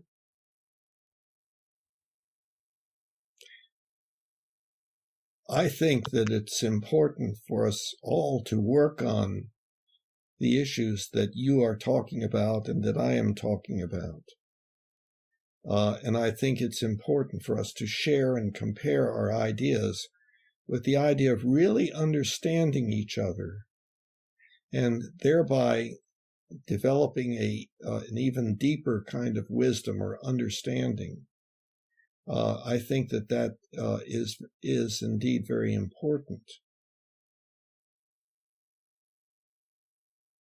Not if we do it, unless we don't do it fast enough. Well, I agree that it should be done as fast as possible. I agree. And so debating a word, using a word to try to change people's minds and perceptions, that a word that they're going to have trouble understanding, hard to market. It's just a really flawed marketing technique, a mechanism. I know your mind came up with it. I understand the genius that you have under trying to get something out. I understand that. I'm just saying, don't waste your time. It's not going to work in time. It's just not. So it's irrelevant. Well, the marketing of it is pretty much irrelevant to most people that I know. The most people, thousands of people I've spoken with. I can point to 4 or 5 other groups that have come up with a much more genius marketing scheme promoting most of what you do, not all of it, but they're much more. They have thousands of people doing their seminars. And then they all get locked into that and ignore this over here. So it's like, and they're so locked into it, investing thousands, hundreds of thousands of dollars and hours of time. They're so locked into it and successful in what they're doing. Your effort is so it's great, but it's like I'll see. It's like mine. It's hopeless. It's pitiful. It's just no matter what I do, no matter how I pitch this, people want to do what they've always done. They want to defend their ideas. They want to keep on going. And now COVID-19 may have opened up an opportunity to get them to change that. I don't I agree with you. I understand what you're saying, and I agree with you. I believe I understand what you're saying. What worries me, of course, is that without knowing what I'm really talking about, you are against it because it contains new words. Not new words. Its marketing of it is not effective. It's not going to be effective. It's going to fail miserably. The important stuff that you have in your website to get out there needs a marketing scheme that will work. If you intend to have it actually make a difference. What would that be? I don't know. I gave you my suggestion. Okay. Maximizing freedom and security, human freedom and security. If you really want to maximize your freedom and security, you might want to think about being responsible with your ideas. Not you. I mean, in terms of marketing it. If you really want to keep your freedom and your security, be responsible in how you operate in the world. Be responsible with your dollar, with your compost, with your family, with your relationship with your neighbors, with your communications. Be responsible with. Use words that work. Use words we all understand. The golden rule. What a novel idea. Everybody understands. That's no question, no debate there. Easy to learn. Everybody uses it all the time. The rule of law. Another great term. You'll hear a lot. Nobody can define it. Well, actually, somebody can define it. Supreme Court Justice defined it geniusly. But nobody agrees with it. Nobody follows it. But it was genius. See, we're getting back to the original problem that for every 10 words that I speak, you speak 100 or 200 words, and I disagree with you. If I were acknowledging you and spreading all of that, if I listed all the things, you'd be more than welcome to listen to them. But I'm trying to. You once said early on, you want people to find out the chinks in your program, and these are the chinks. These, as my experience in grassroots organizing, thousands of people on hundreds of issues. This is my experience. Take it or leave it. So the chink is that I used the word humanianity and humanian as a marketing ploy. Yeah. It's just not going to work. An interesting experience that I have had when I do my morning walking. I've done it at South Park Mall and at Freedom Park. I wear an outfit that has Humanianity, the religion for humanity. And I have had probably close to 10 times people saying, I like your shirt. And so I think... You think they know what it meant?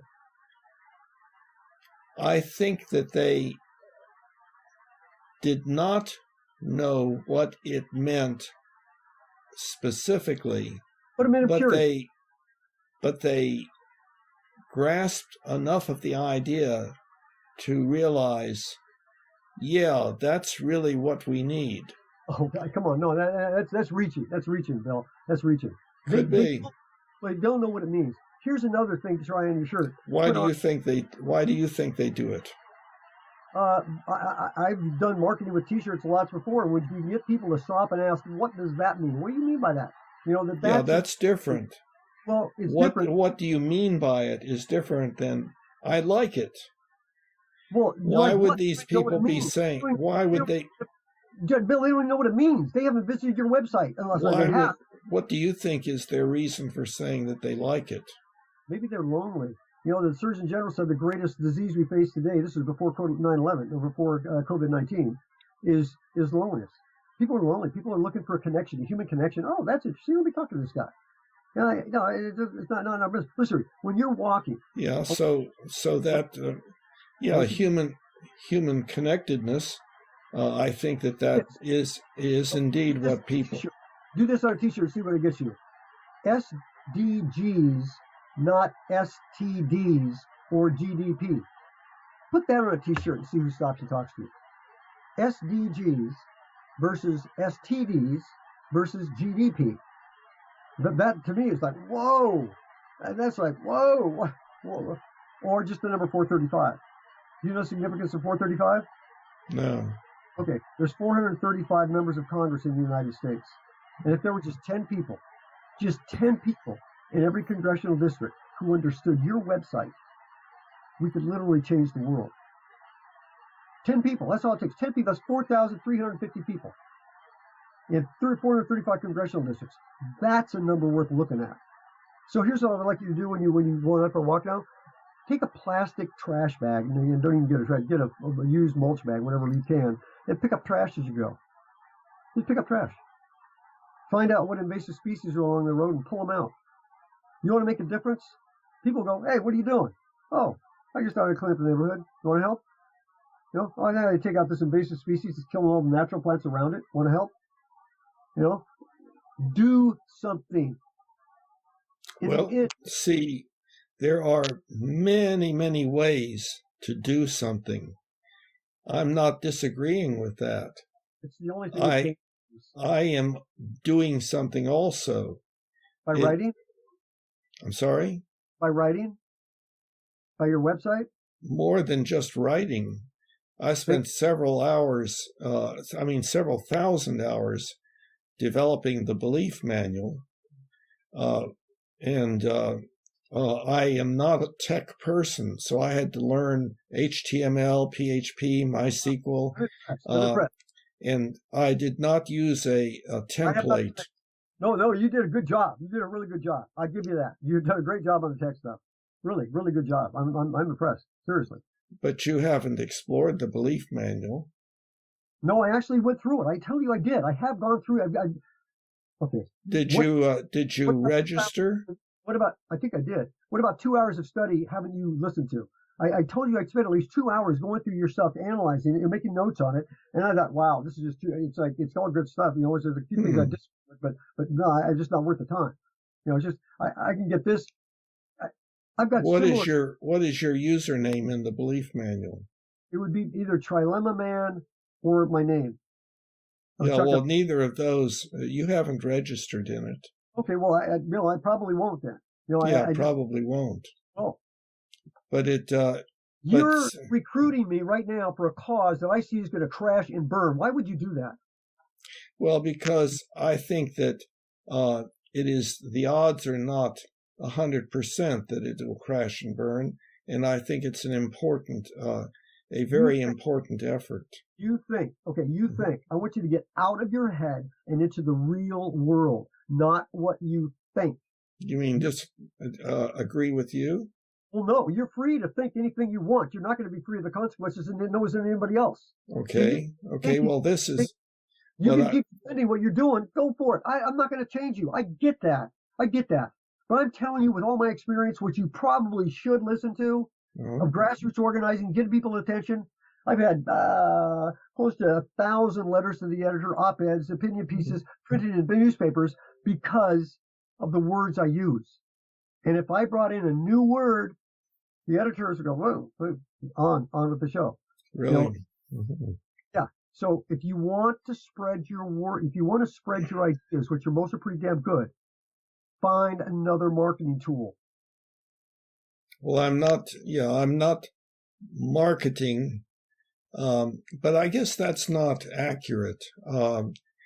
In other words, my effort to have these Humanianity conversations, you could say, is an effort at marketing. You could call it that. I am interested in people becoming interested in the project. Yes, that's true. Okay. Let me give you another analogy. Let's say you got every person in the world to adopt it. So you did that. I'm sorry? Let's use an analogy. Let's say you got everyone in the world to adopt, to go through your program, go list your program, every person in the world, okay, and nobody did anything. Well, that would not be possible. Well, no, it's entirely possible. What are you doing? You think that by creating a manual, somebody's going to change somebody. It's not. The Bible didn't change people. You don't understand what the manual is. Well, tell me what the manual is. Your manual is to try to get things to work. Listen, doesn't matter what. No, tell me how the manual works. Well, I would assume that if people read it, they would get ideas that they would want to implement and change. They could actually make a positive change in the world to make things work. No, you do not understand what the belief manual is. Then I'm not interested in your belief manual. Yeah, you automatically exclude it. Yeah. What part about understanding is the booby prize didn't you get? I'm sorry? What part about the sentence, understanding is the booby prize? Well, I don't understand what you mean by that. What I mean is you can understand something and not do anything about it. Understanding something doesn't mean change, doesn't mean things are going to change and work. Yes, but I'm not about recruiting people with good ideas. That's not the idea. Is to actually get people to change their behaviors, to actually do what's needed in the world that's now needed, and they're not. Well, now maybe they might start doing it, but for the most part, you got to get people to take action. I can't even get you to pick up litter. Okay, well, I agree with that. I agree with that. You think writing a manual is going to work? Well, you don't know what the manual does. Well, let me tell you this manual. The U.S. Commission on National Security in the 21st Century, a bipartisan commission with Newt Gingrich on the commission. If you know Newt Gingrich, he tried to eliminate the Department of Education. They produced a report, a manual of things we need to do soon because of what the Clinton saw was the new future, the evolution of technology, the evolution of weaponry, terrorism, education, all these different threats. It laid out a manual. Here's what Congress needs to do. You know what they did? They ignored it. This is a bipartisan presidential commission on national security in the 21st century. And Newt Gingrich, who did a 180-degree turn, changed his mind on public education. Instead of eliminating the Department of Education, he said at a press conference 6 months before 9/11, I was there, I heard him say it, not only did I make a mistake in doing that, but we should pay teachers more to teach, and we should actually pay students to learn as a national security issue. It's no longer education on a national security issue. I was so blown away, but I was transfixed by it. At that time, I was somebody, and I went to the National Education Association office, their lead office in Washington, D.C., and said, hey, here's what Newt Gingrich said about education. Use this information to go get more funding for education. You know what they said? To this day, I'm in shock. No, we don't believe on using fear to motivate we believe education is just the right thing to do. Are you kidding me? And now today we have science being blown away by the president and his administration. You have the amount of ignorance and the capacity for deep fakes and AI. No, it's off the chart crazy because we didn't put education at a higher level. Now the Chinese are kicking our ass. Maybe, it's like, no, the manual is not going to do it. What manual? Your manual, any manual, is not going to do it. The Bible was a manual. But you don't know what the manual is or how it works. Unless it came from God, and even then, people wouldn't believe it. But that's a totally incorrect idea of what the manual is. Then you're misnaming it. A manual is how to make things work, how to fix things. A manual, what to do. Here's what you need to do. That's a manual. Uh-huh. And about Manuel, the Hispanic guy that comes and cleans the lawns. Manual is a document that empowers you to build or accomplish or some kind of project. Well, in a way, that would be correct, but it's a different sort of manual. I have wondered about the use of that term. I have wondered about it, but I have not been able to come up with something better. But it is a very unusual sort of thing. It's something that you participate in. It's something that you help construct. You have lots of beliefs that you indeed could put into the belief manual and construct your own belief manual that is how you believe and compare it with anybody else's. I've been doing that for years with my blog. It doesn't make any difference. Do you get that? It doesn't make any difference. People don't want to change their ideas. They don't. I agree with that. You're demonstrating that. Yes, I agree with that.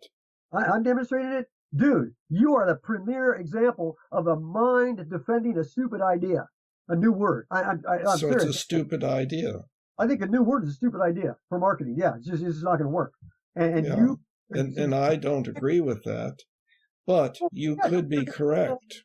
well, But you could be correct. you don't want to bet the farm on this one. I never wager. I actually, well, occasionally I do. But I'm telling you, you don't want to make a bet on this one. You don't want this. No, I wouldn't want to bet. No. Because I understand you may be quite correct. It may be that that's not the optimal thing to do. I've weighed many different things, and that's what I've come up with. You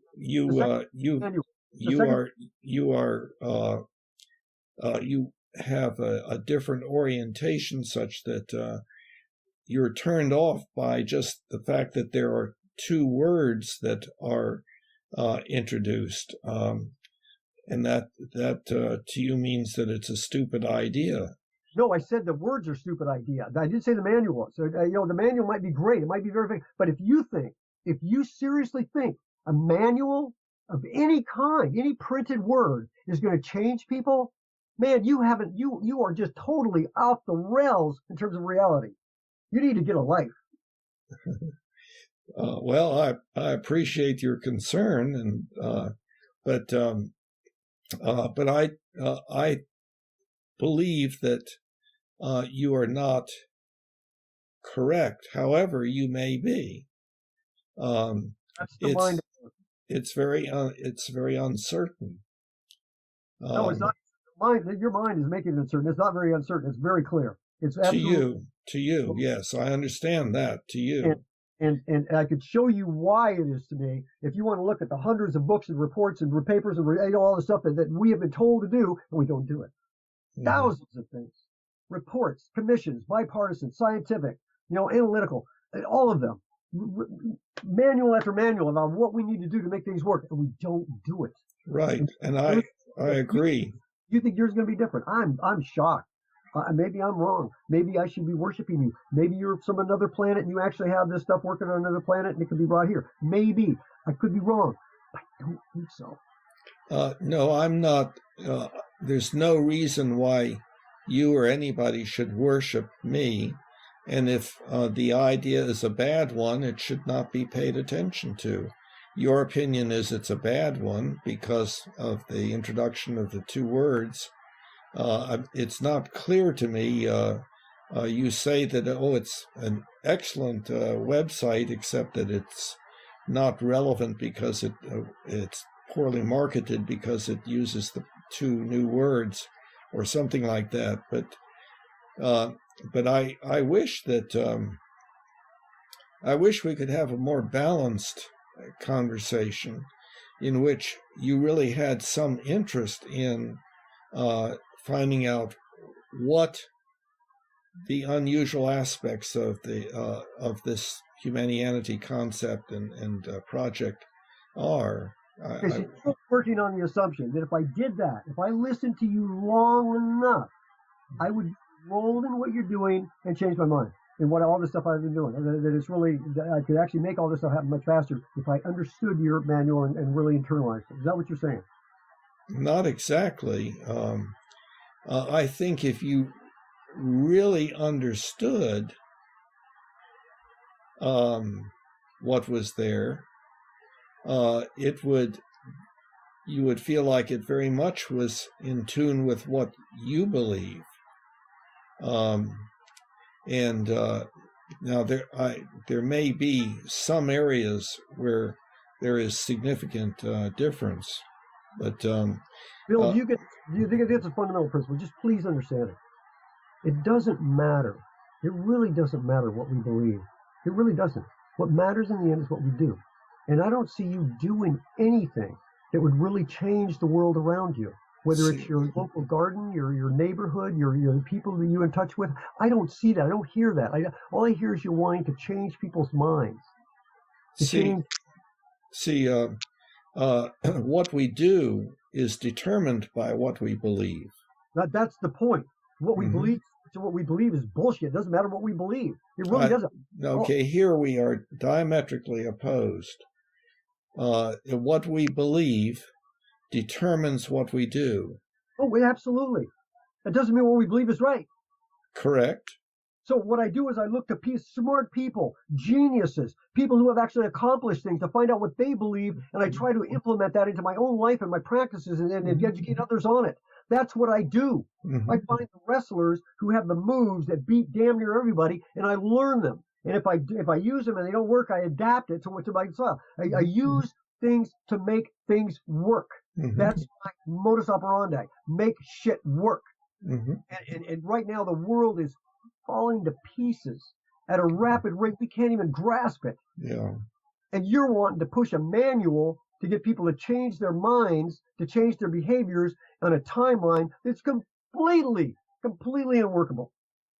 Well, the issue about the timeline, I think, is an important one. Yes, I'm talking about not what is happening today, this month, this year.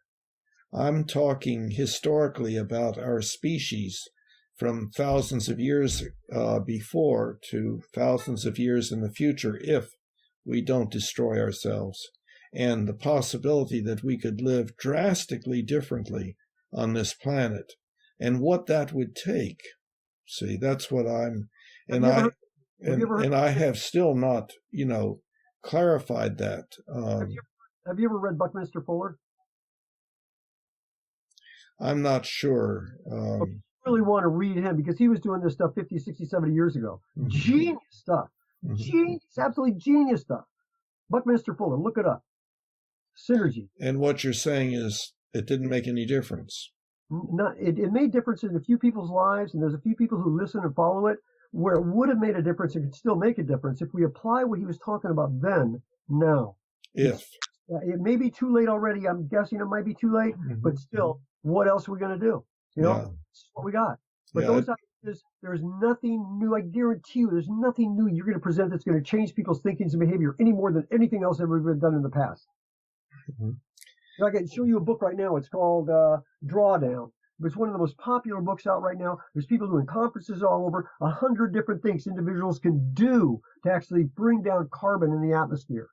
They're measured. They're measurable different. You do this, and here's how many pounds you save. Every scientifically thought out, approved, great stuff. We're not doing it. Some people are. Some people get it. Some people do it. It's a great manual. For people who are concerned about the environment, they aren't, however, just addressing poverty. They aren't, however, addressing the evolution of weaponry. But they got a great manual, really good manual for getting shit, actually making people do stuff, not making them, enlightening them to the things that can be done to actually reduce carbon in the atmosphere. And I'm glad you're walking instead of driving. Yeah, well, see, I agree with much of what you're saying, and I am concerned about whether we're going to still be here next year and so on. There are many, many different ways that people have of trying to make the world a better place. And I'm doing something that nobody else is doing in the specific way that I'm doing it, but I am just one of many, many, many people who are trying to make the world a better place, just as you are. So, trying to do it too. I'm sorry? ISIS is trying to do it too. They have their own manual. They have their own, which is far deeper than ours. They pray 4 or 5 times a day, and they will die for their belief system to change the world and their idea and their view. So,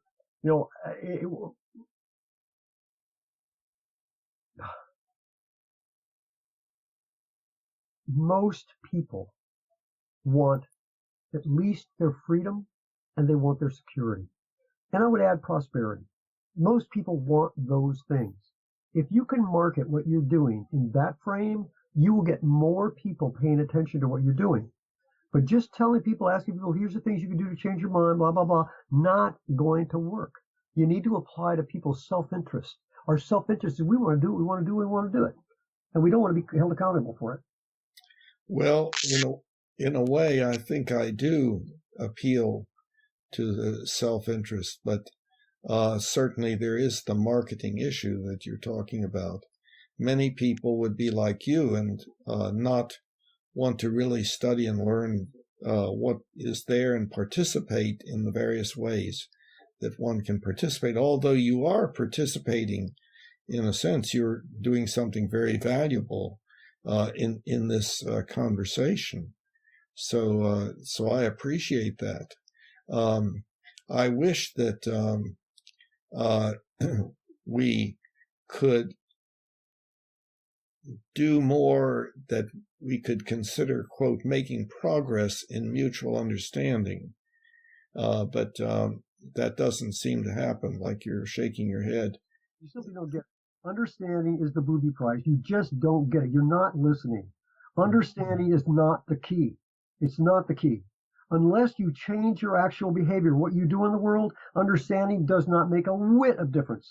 How is one going to change if they don't have an understanding as to why they should? Pain and suffering is pretty effective. Yeah. Heart attack, they suddenly start eating better and exercising.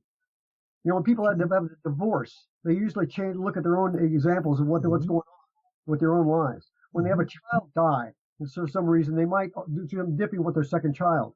So there's pain and suffering is probably the best motivator for personal change, and that's why COVID-19 right now could be our best science and global policy teacher. But that's probably not going to happen because we're so stuck in our own mode of thinking that we'll probably die with them. Yeah. That's very characteristic of us humans. Yeah. And like you point out that's true of me, and I would point out that that's true of you. Well, what I do every day, listen, in this 2 hours we've been together, I could have pulled 1,000 invasive species out of my forest. I could have recycled 2 tons of granite out of a granite recycling gun. I could have pleased a little old lady across the street and making a walkway for her so she doesn't have to walk through the yard when she walks out to get the paper. So there's all kinds of things that I could do with this time and learn, which I do every day on C-SPAN. Listen, the people I have listened to, the geniuses and the idiots on C-SPAN for the last 20-some years, 6, 7, 8, 10 hours a day, I learned far more from them than I learned in this conversation. I guarantee you, if I went on with this conversation and understood everything in your manual, I would still get more value from listening to them because they're actually doing shit in the world that makes a difference. They're not just expressing their ideas. No, I agree. I don't think, I don't think you have learned anything from this discussion. I understand that. I've learned that you're not going to listen. That's what I've learned.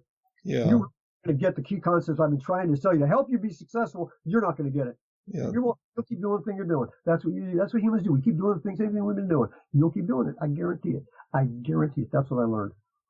Yeah, well, I would hope that you would be able to change some, but I realize the odds are low. I change all the time. You're not getting me. You really don't get me. I change all the time. I find out what works. And no, I meant with regard. Logic with you doesn't work. Experience with you doesn't work. Making your points wrong doesn't work.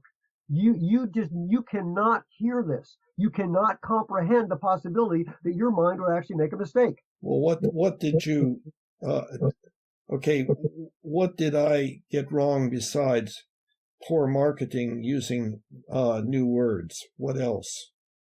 Well, I told you the manual. The manual. But you don't know what the manual is. I'm saying I'm taking your word for it. That if people read the manual, they could actually have a possibility of doing what's needed in the world. No. That's not what the manual is. Tell me what the manual is, and hopefully in under 2 minutes.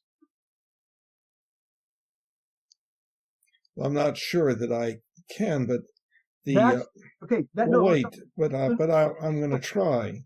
No. See, I'm going to try.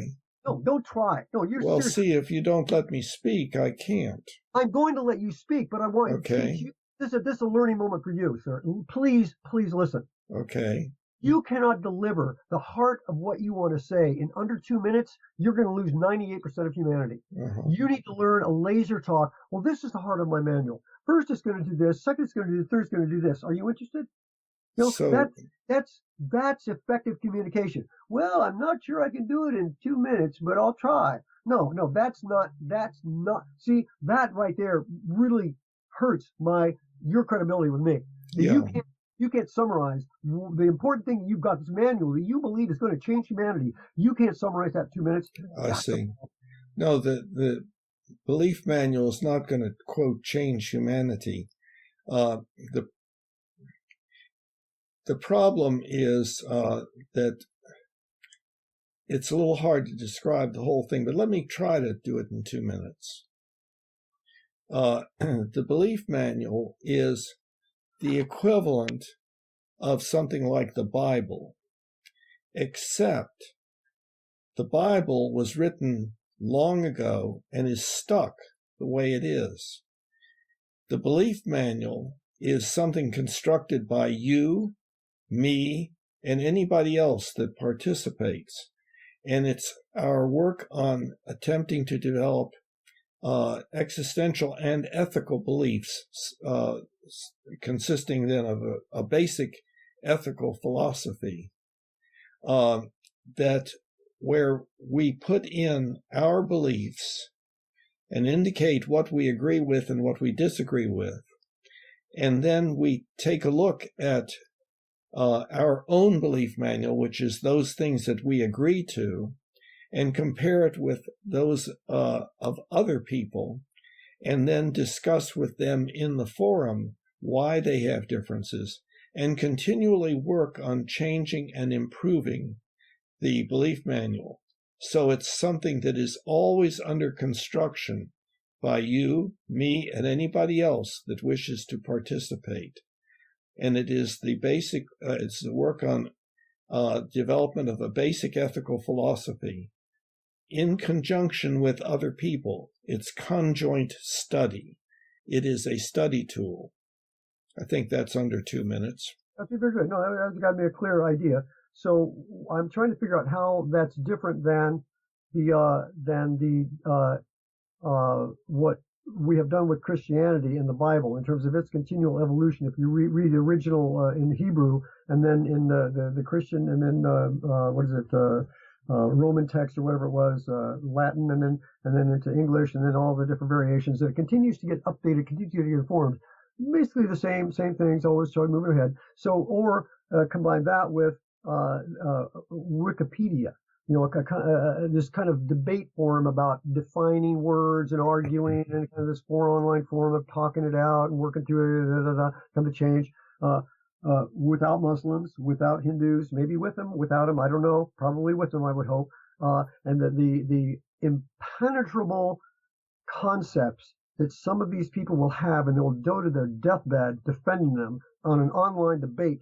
And then you'll have the Russians influencing it with what's called deep fakes and conspiracy theories, and it will fucking crash and burn like fucking social media, like YouTube and all that has, because you're communicating through a system that is inherently flawed with people who are inherently flawed. The minds of the inherently flawed. We believe anything, and we'll continue to believe it until we're dead. So, yeah, I don't think it's going to work. My suggestion is the trends that I've seen, the examples I've seen of producing these kinds of, here's what I'd like to see. Really, you want to do something I think would be useful? Come up with a list of words that we use commonly in language and have people debate their meaning, like the rule of law, like democracy, and have people come to a conclusion of, does this really work? Now, will this really work? Is this really forwarding our species? The idea of peace through strength, war, genocide, capitalism. To actually have debates on words so you can understand. Well, so you value money more than people. Oh, okay, I get that. Okay, well, we're going to have to disagree on that. You're rich and you think you're comfortable. Okay, wait till COVID comes along. That's going to change. But okay, you can believe this until you do. But for now, it's true. Capitalism being rich is better than being poor. Your survival longer. But with COVID-19, that might change. So definitions for me are key. They're valuable words. You want to look at something that works, follow an engineer, follow a medical technician.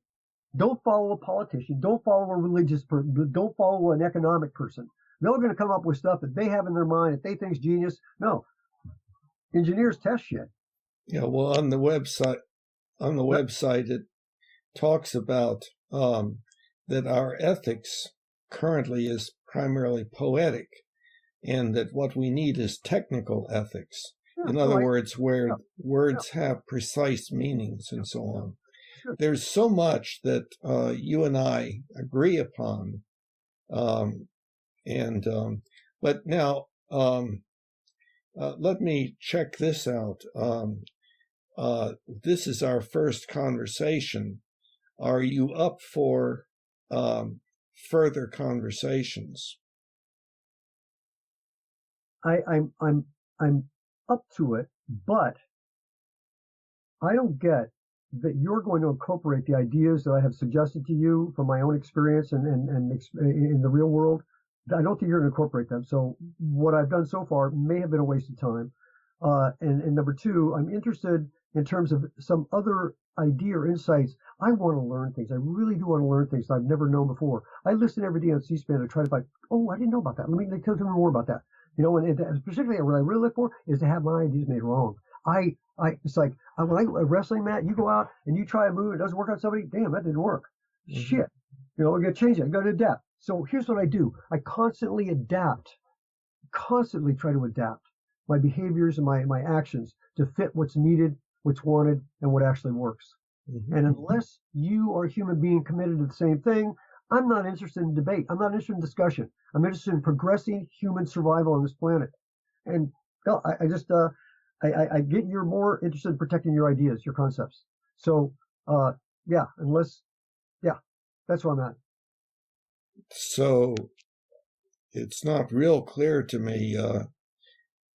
You would like to have further conversations or not? Let me say this. Would you be willing to have a conversation about what you could do as a U.S. citizen with your member of Congress to get the Sustainable Development Goals funded? Would you be willing to have that discussion? No, that would not be relevant, would not fit in with my particular life, but on the other hand, I do agree that people should do that. But I don't have that capability. Bullshit. Mm-hmm. Bullshit. Well, I'm reporting to you something, and your thought is bullshit. Mm-hmm. It's your mind playing a trick on you that they have wanted you to believe that government is down in the Capitol. It's not we the people. That government isn't out there. That you don't make a difference. That's what they've indoctrinated you to believe. System that you don't have any relationship with your member of Congress. So if that's what you believe, I can't change that. But until you do change that, I'm not interested in another discussion. Mm-hmm. Yeah. Well, the Humanianity conversations are really primarily to clarify the concepts of Humanianity, and you're not. You've already ruled out wanting to learn any more or find out any more because you say it's ridiculous the way it is. So it's not going to make a difference. Uh-huh. It's fun to debate. No, don't get me wrong. Like wrestling, I love just to wrestle with somebody who's going to get my butt kicked because it's fun to wrestle, and I love debating. Yeah, that's the fighting. Yeah, we have a need to fight. Find out what's work. And actually, to struggle for dominance. Struggling for dominance. You don't think the dominance of ideas is important? I think accuracy of belief is important. Dominance of accuracy. Yes, dominance of accuracy. Dominance of science. Dominance of fundamental. Yeah, but I'm talking about the issue of struggling for dominance as to who wins. I don't give a shit who wins. If you don't get that from me, you haven't been listening. I want this planet to work. I want our environment to work. I want people to go to work and earn a decent living, be able to take care of their children, feed their children, get the proper medicine, get them to school. That's what I want to work. That's what I'm committed to. Uh-huh. And if you aren't, fine, I get it, fine. No, I'm wasting my time. So, that's it. Okay. I appreciate your to humanity. I just don't think it's going to work on the level you want. You got children? Understand. You got children? I understand. I don't discuss my personal life. There's no reason to do that. Well, actually, when we all die, we're going to leave something behind. Mm-hmm. So you'll leave behind a document It'll be like Thomas Paine's document, the idea of freedom and security that nobody will read until 300 years later, and either things will be all this shit, or they'll have operated. Like, oh, look, this guy actually was on target with this stuff, or they go, wow, that, I've thought that might happen also. I realize that I may die and never see anything develop, but I still believe that I am making a positive contribution. And although I can be mistaken about that, because I believe it is positive, I feel committed to doing it. But I am committed to hearing feedback, and I appreciate the feedback that you've given. All of that is valuable to me. So I'm glad we've had this conversation. I gather that you don't want to have another one, and that's unfortunate. Not unless you're interested in action. Doing something that actually makes a difference. Well, see, I consider that what I'm doing to be action. I spend a lot of time doing it. That's your thoughts. And it's wonderful thoughts. It's good. It's positive endorphins for your immune system, and it's boosting thought. It makes you feel good. I get it. It's not helping people around you, dude. It's just not. Yeah. Well, there are lots of different ways of helping, and I think that I have a strong wish to do that, but in a particular way where I feel like I do have something to offer. And I understand that for many people, it will seem irrelevant or silly or something like that. I understand that. If it were so evident, then people would already be accepting it and acting on it. And that's not what's happening. Except little by little, people are more and more doing what I think is needed. Because of what you wrote? Or because it's No. Okay. No, that's what I'm saying. This animal that's coming along. That thing that's coming along, yeah. That animal is a kick in the butt. Is something that I think we are increasingly beginning to recognize. And one important part of it is the sharing and comparing of beliefs and working on coming to agreement by accurately understanding each other and so forth. No, not useful. Not useful. I would suggest adopting beliefs that work is what's key. Understanding each other is just a booby prize. Yeah, but there's difference of opinion as to what works. Well, no, there's not.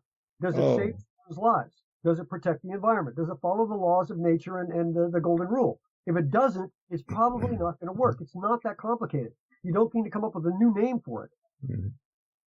Well, again, this is not a new name for what you just described.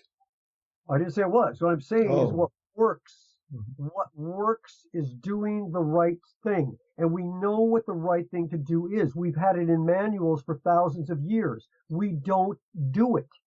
That's the point. I understand. Yes. I'm in agreement with that. You are. And now we actually have the pain and suffering that might drive people to reconsider what they've been doing. And you don't need a new manual for that. You need to look at the golden rule. You need to look at the laws of nature. If we don't take care of the laws of nature, we're off this planet regardless. Mm-hmm. It's not complicated. You're making it complicated. Yeah, well, I understand your perception, your understanding. I mean, vaguely, I get a picture of what you think my stuff is all about, and it's not entirely correct. Okay, I'm going to give you an insult right now. You're too smart. You are literally too smart. And that's not correct. No. Look at me, you hear me out. Your IQ is probably far higher than mine. No.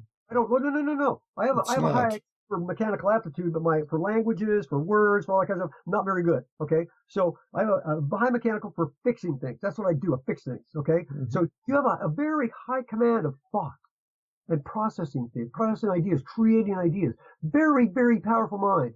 But the negative part of that powerful mind is you can't let go of an idea you created. That's but I don't believe that that's correct, but I know that that's your image of me. Well, you can believe whatever you want. You're free to do that, but you're not free, and we aren't free of the consequences. Mm-hmm. Right. Yeah, that's right. So, is there any So I'm gathering that this is our only conversation. Is there any additional thing that you would like to present in the way of criticism of the ideas and so on? No. My only request is that when people watch this, that they actually consider developing a relationship with their member of Congress. Yeah. Allowed me to do with you, to actually understand what your priorities are, how you work, what you think, what you believe, all that kind of stuff is really good and useful stuff. But what are you going to do? Mm-hmm. What do you do to make the world a better place? Yes. And doing a manual, I don't think is going to do it. Mm-hmm. I understand you. I believe that. Yes. All right. Bill, thank you. Well, thank you. I really appreciate it, and hard to believe, but hope things go well for you. And I hope it's all, Bill. Huh? My life is great. I'm blessed. Yeah. Oh, yeah. Well, it sounds like you are. Yes. Mm-hmm. So, okay. Well, maybe one day you'll come back around and say, "Hey, Bill, I'm ready to talk some more." Probably not, but if you ever come to a meeting with your member of Congress, let me know. I'll coach you through that one. Well, that's something I wouldn't rule out, but good. That's not the that's not really the purpose of these conversations. So it would have to be in some other. Yeah, no, I'm open. If you want to do that, let me know. Mm-hmm. And there's other groups that will connect with you down there that are already organized and know what they're doing on climate change, on hunger issues, on national security issues. They're already organized down there. And you're more powerful when you meet with other people and come go in force, But sometimes someone can have a really good idea to a member of Congress, and they'll actually write a bill. In fact, you could actually write a bill and suggest to your member of Congress they consider authoring it or proposing it for legislative council. And then it goes into the process. It's an ugly process. It's a long, grueling process. But good ideas can actually work sometimes if the right time, the right thing. But yes, and I don't doubt that at all.